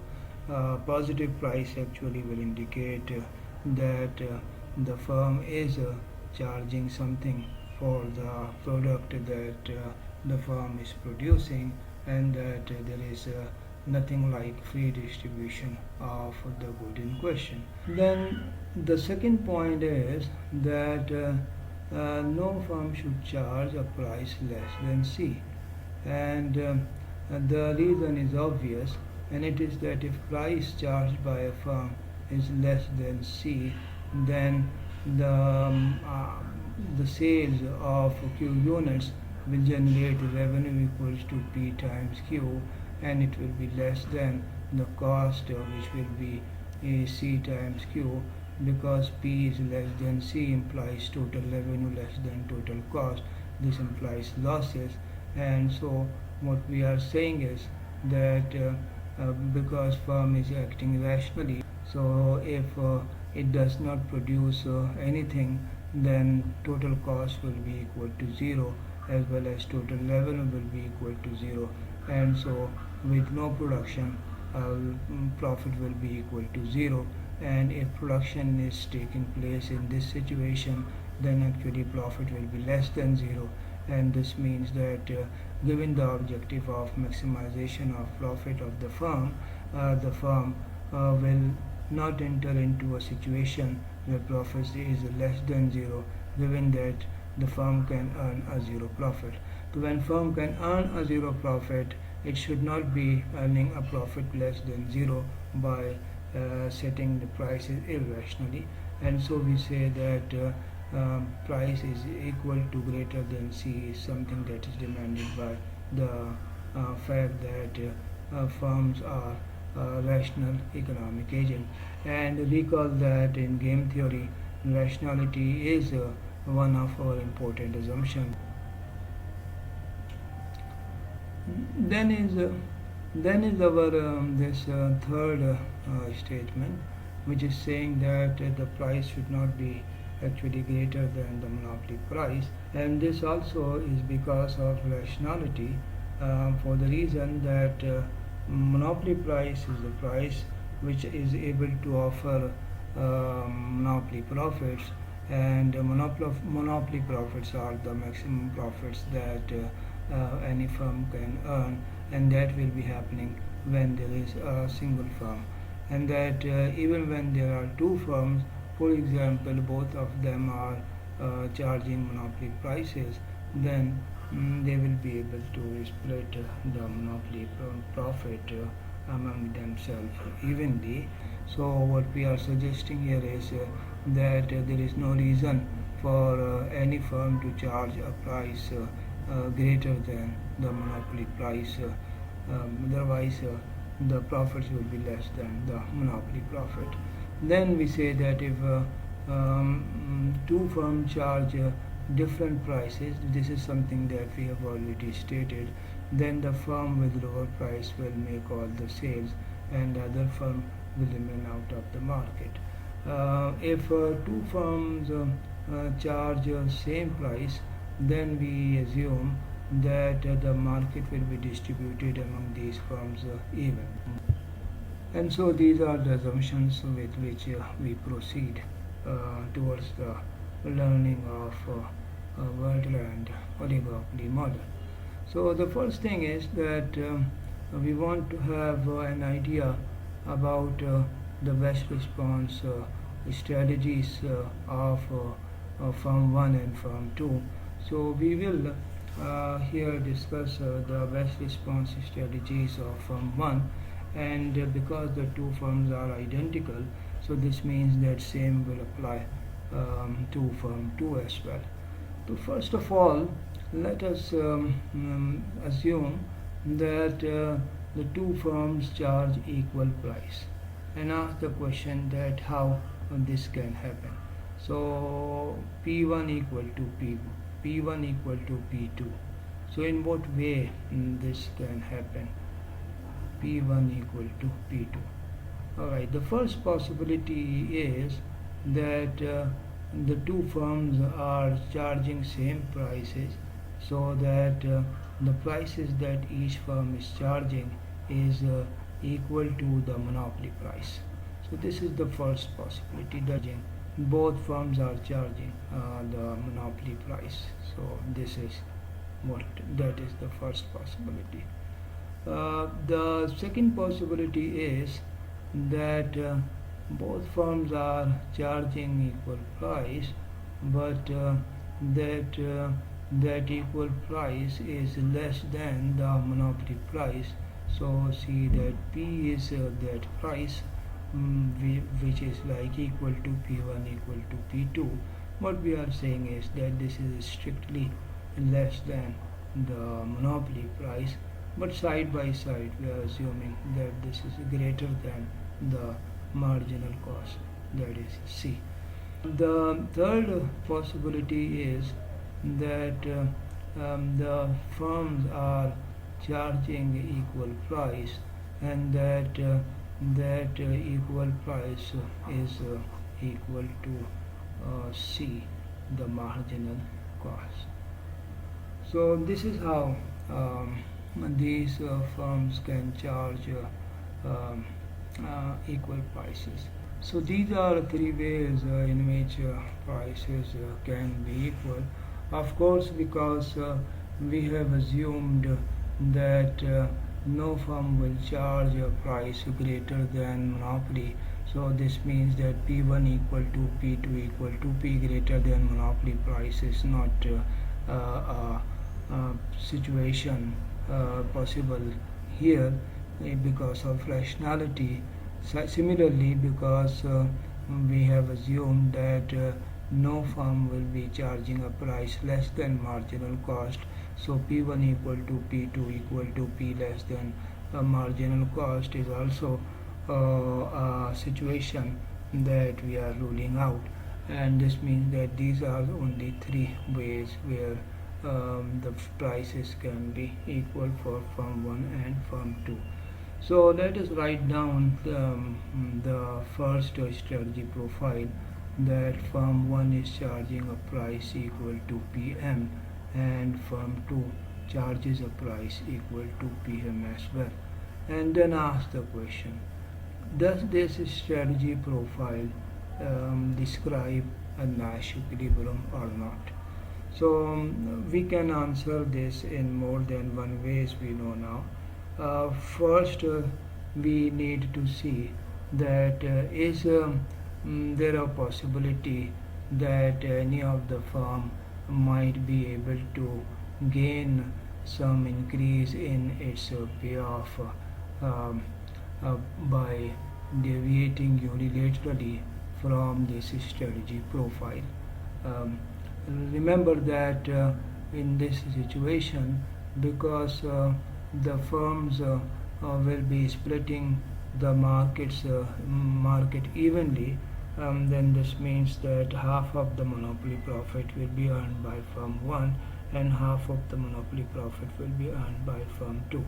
And if it is possible for any of the firm to deviate from this strategy profile unilaterally and be able to increase the payoff, then this means that this strategy profile will not be representing the Nash equilibrium. So, will it be possible? Will it be beneficial for firm 1 to deviate unilaterally from this strategy profile and be able to increase its payoff in terms of profits? The answer is yes. So long as firm 2 keeps on charging the monopoly price, see that there is an incentive for firm 1 to charge a price a little bit less than PM and then capture the entire market. So this means that in place of earning half of the monopoly profit, it will be earning a profit which will definitely be less than half, which will definitely be greater than half of the monopoly profit. And see that firm 1 can do this by slightly undercutting the price of firm 2. So firm 1 has an incentive um, to unilaterally move away from this pricing strategy. Like we said that firms are identical, so while there is an incentive for firm 1 to deviate from this strategy profile and be able to improve its payoff, the same holds true for firm 2 as well.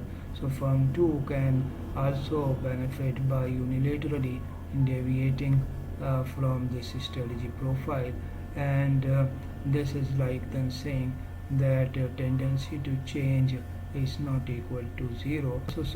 And so this strategy profile does not represent sort of Nash equilibrium. So this is something that is not going to happen. So not a Nash equilibrium. Now look into this possibility. The same holding applies here as well. While the two firms are charging equal prices, but then the price is between C and PM, and so let that price be equal to P. Now P is the price being charged by firm 1 and P is also the price that is being charged by firm 2. And then we ask the question, can we say that this strategy profile is a Nash equilibrium strategy profile? Remember that P is any price between C and PM, strictly in fact between C and PM. So the answer is that no, it is still not strategy profile that is representing Nash equilibrium. Why? Because of the same reasoning that we had seen here.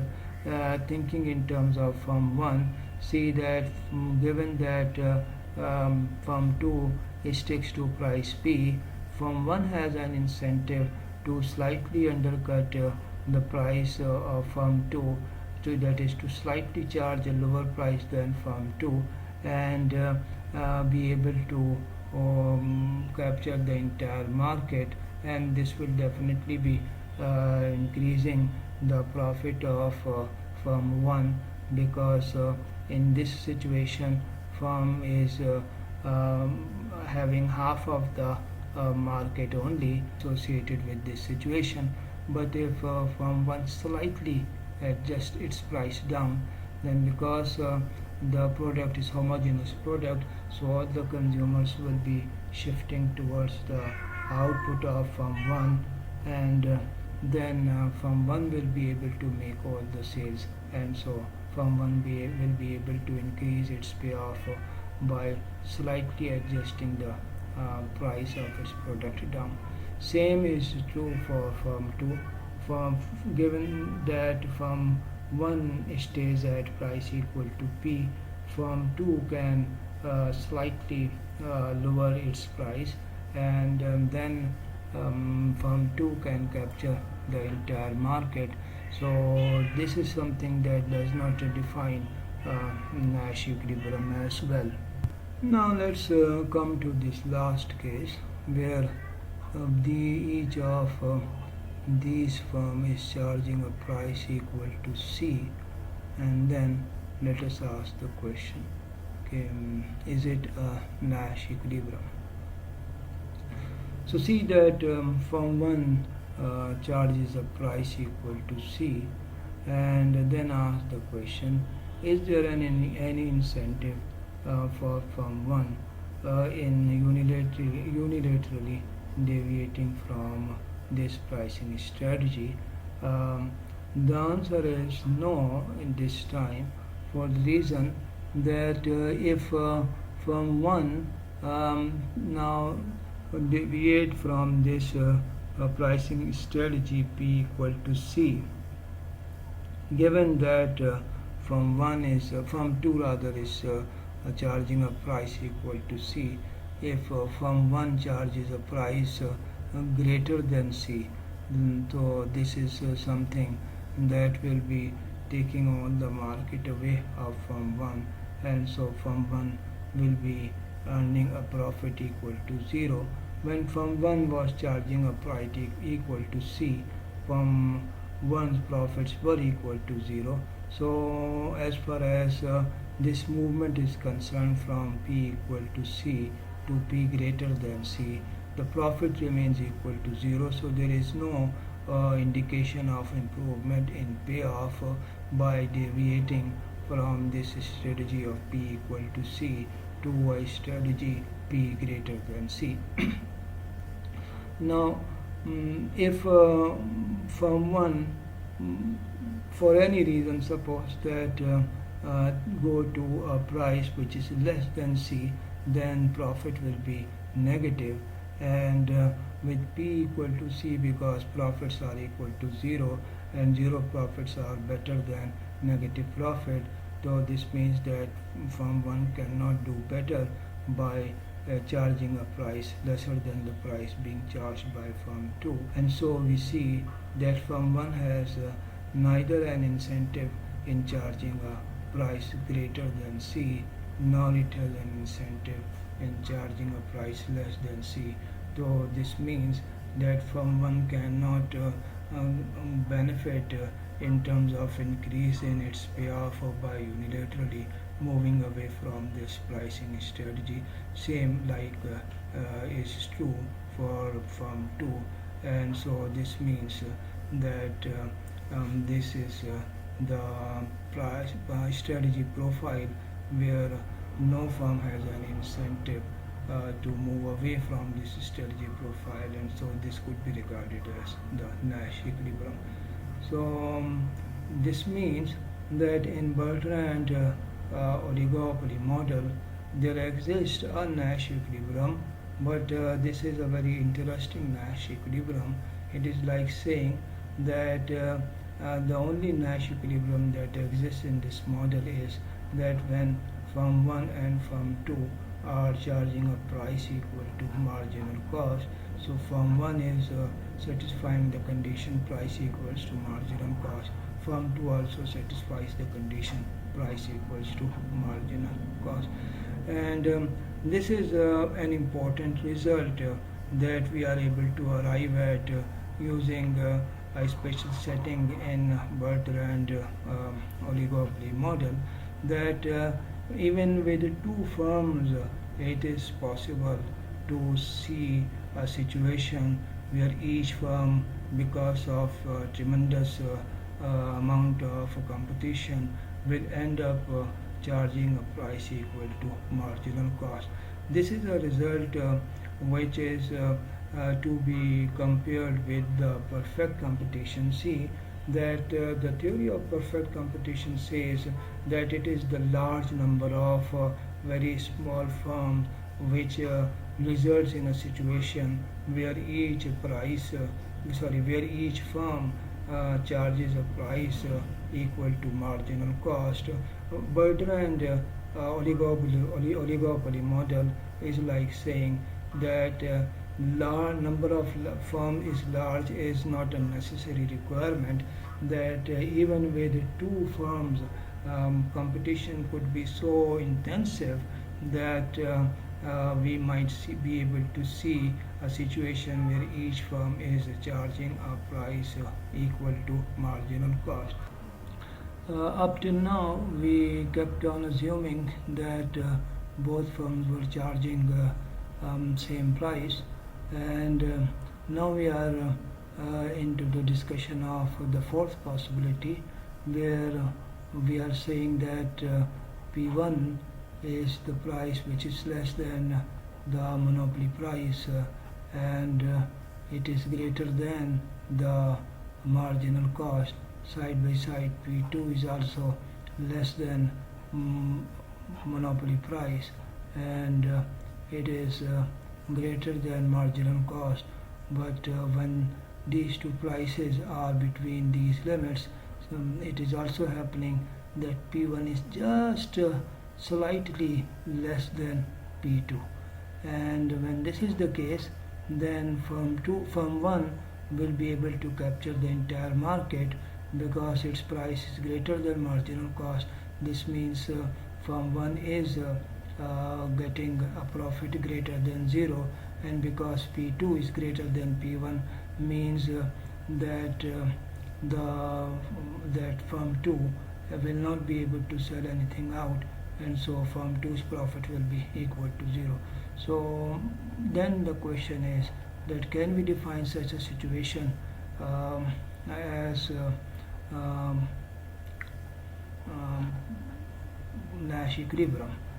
So let us look into this strategy profile from the point of view of firm 1, because firm 1 is charging a price less than firm 2, and because firm 1's price is greater than marginal cost, so this means that firm 1 is earning greater than 0 profit, and because price of firm 2 is greater than price of firm 1, firm 2 is unable to make any sales, and so the profit of firm 2 is equal to 0.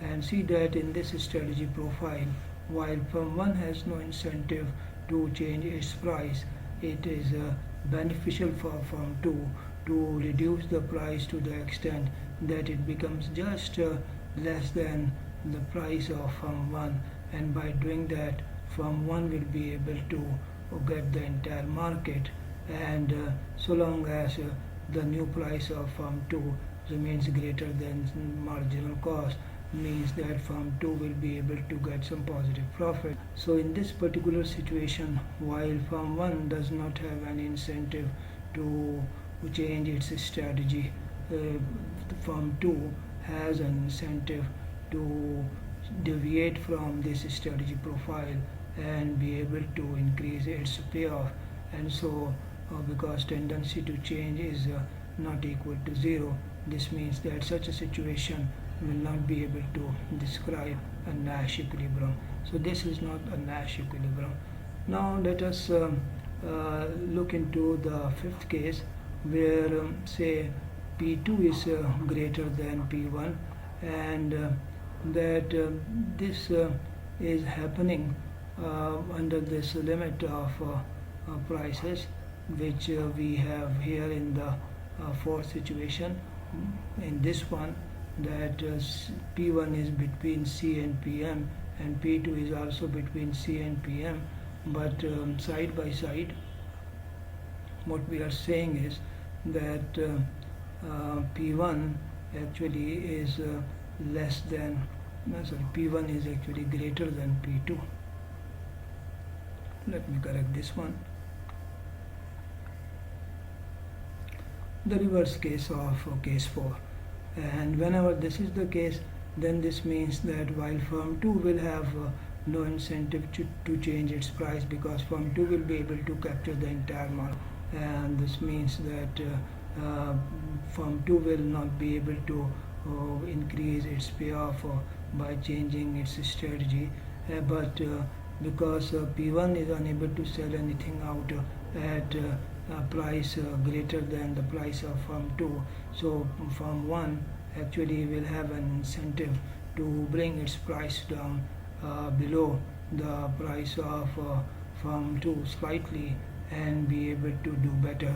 And so it is for this reason that we say that this is also something that is not defining a Nash equilibrium.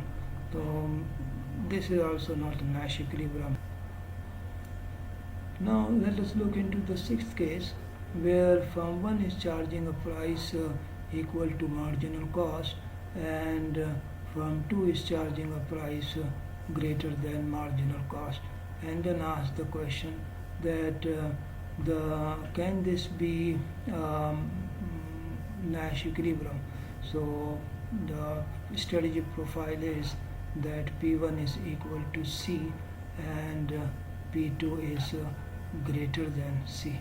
So if you look into this strategy profile, this is also not a Nash equilibrium, because for P2 greater than C, see that firm 1 can increase in fact its price a little bit in a way that it still remains less than P2, and to that extent firm 1 will be able to increase its profit.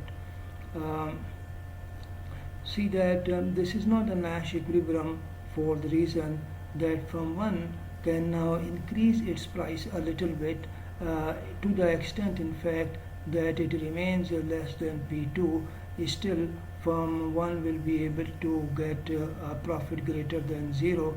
In this situation firm 1 is getting a profit equal to 0. So by increasing the price a little bit to the extent that firm 1's price still remain lesser than the price of firm 2, the firm 1 has firm 1 can firm 1 can increase its profit from 0 to positive value, and so this means that firm 1 can deviate unilaterally from this pricing strategy and can improve its payoff.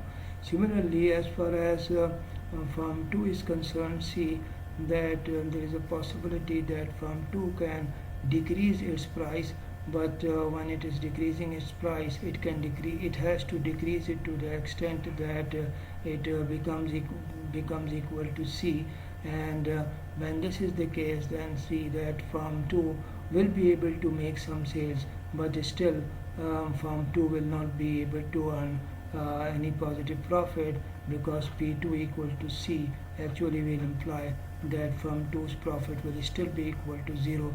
So while firm 2 cannot improve its payoff, firm 1 can improve its position, its payoff, by increasing its price a little bit to the extent that it remains less than P2, and so this is also not a Nash equilibrium. Same holds for firm 2 as well. So if firm 2 is charging a price equal to C and firm 1 is having a price greater than C, then firm 1's profits are equal to 0 because it is not able to make any sales. Firm 2 profits are also equal to 0 because firm 2 is charging a price equal to the marginal cost, and that now there is an incentive associated with firm 2, that firm 2 can increase its price a little bit, but to the extent that after increase the price of firm 2 remains less than P1, because firm 2's price then will be greater than C, then this means that firm 2 will start earning positive profits. So in this situation, firm 2 has the ability to increase its price a little bit, but to the extent that it remains less than P1, and by doing that firm 2 can make positive profits. So firm 2 has an incentive to deviate from this pricing strategy. So this is also not a Nash equilibrium. So this means that when the firms are charging equal prices, then there is only one Nash equilibrium, and it is where each firm is charging a price equal to C. And that when the prices are not equal, then this means that at least one of the firm has an incentive to change its price and be able to increase its payoff.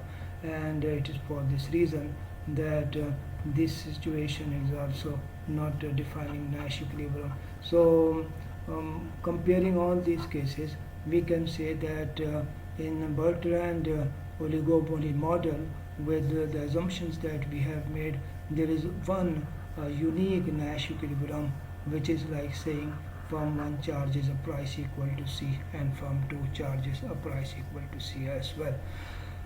We can explain all this using this graphical analysis as well. See that in this first graph I have plotted this reaction function or best response curve for firm 1, and this red line actually is representing that reaction function. This black line, the ray that is coming out of origin, is a 45-degree line, and let's see that along this 45-degree line we have any point, then this point is having equal distance from the vertical axis as well as from the horizontal axis. I have put the limits, so see that along the vertical axis where we are plotting price of firm 2, see that this is the monopoly price that firm 2 can charge, and this is the price which is equal to marginal cost of firm 2. Similarly, if firm 1 charges a price equals to marginal cost, this is the price, and if firm 1 charges a price equal to monopoly, then it is this price. And see that these are the prices of firm 2 which are greater than monopoly price, and as we have reasoned earlier that no firm will charge any price greater than the monopoly price.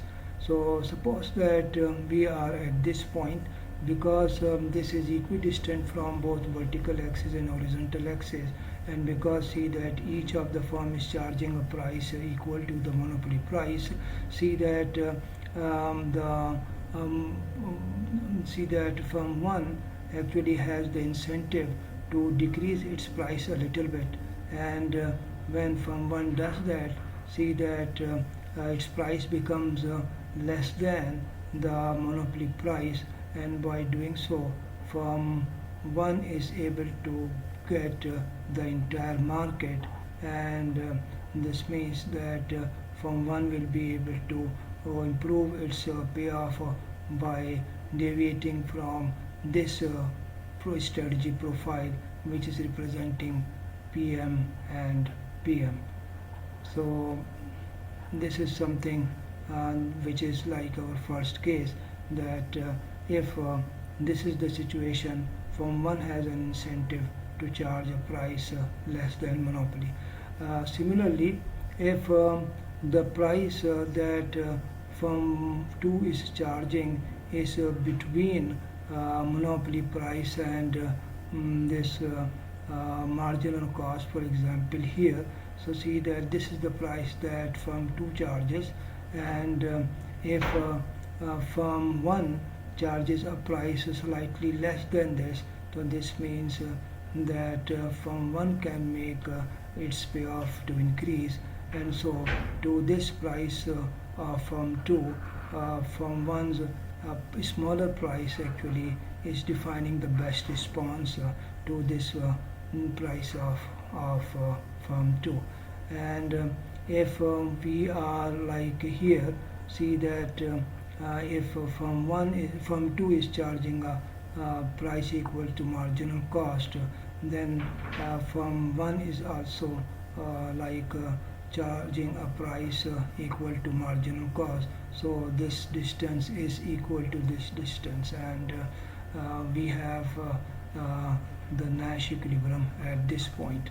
So this is the the reaction curve of firm 1, which is like saying that whatever price firm 2 is charging, firm 1 can do better by charging a little bit smaller price than firm 1, than firm 2, and can get the entire market. So this is the best response of firm 1 to this price of firm 2. Similarly, this is the best response of firm 1 to this price of firm 2, and so on.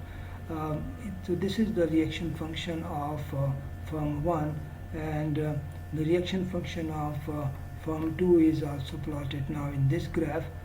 Let me first erase these things so that the things becomes a little bit clear. So see that if we look into firm 2, so this is the reaction function of firm 2. These are the prices which are greater than monopoly prices for firm 1. So least, for example, this price, this is something which is greater than the monopoly price, and we know now that firm 1 actually will not be charging a price greater than monopoly price. And if the two firms are charging monopoly price, this is not a Nash equilibrium. See, the reason is that firm 2 has an incentive to reduce its price a little bit less and be able to capture the entire market. So to the monopoly price of firm 1, the better price strategy for firm 2 is to charge a price less than monopoly price. Similarly, if firm 1 is charging a price equal to this vertical distance, then see that firm 2 can lower its price a little bit, and when firm do this, so see that firm 2 will be able to capture the entire market. So this is the reaction function of firm 2, and see that these reaction functions of firm 1 and firm 2 are intersecting each other at this point where firm 1 is charging a price equal to marginal cost, and firm 2 is also charging a price equal to marginal cost. So this could be described as the unique Nash equilibrium. So this is a Nash equilibrium. At all the other prices between C and PMC, that every firm has an incentive to change its price towards the lower value, and by doing that the firm can increase its pair.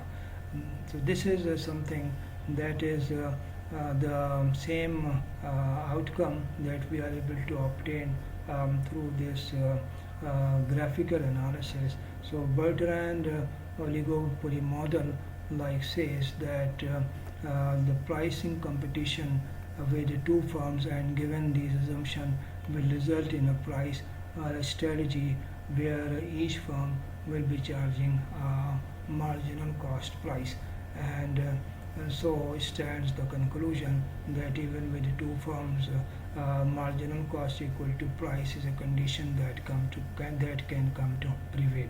So this is the story of the Bertrand model.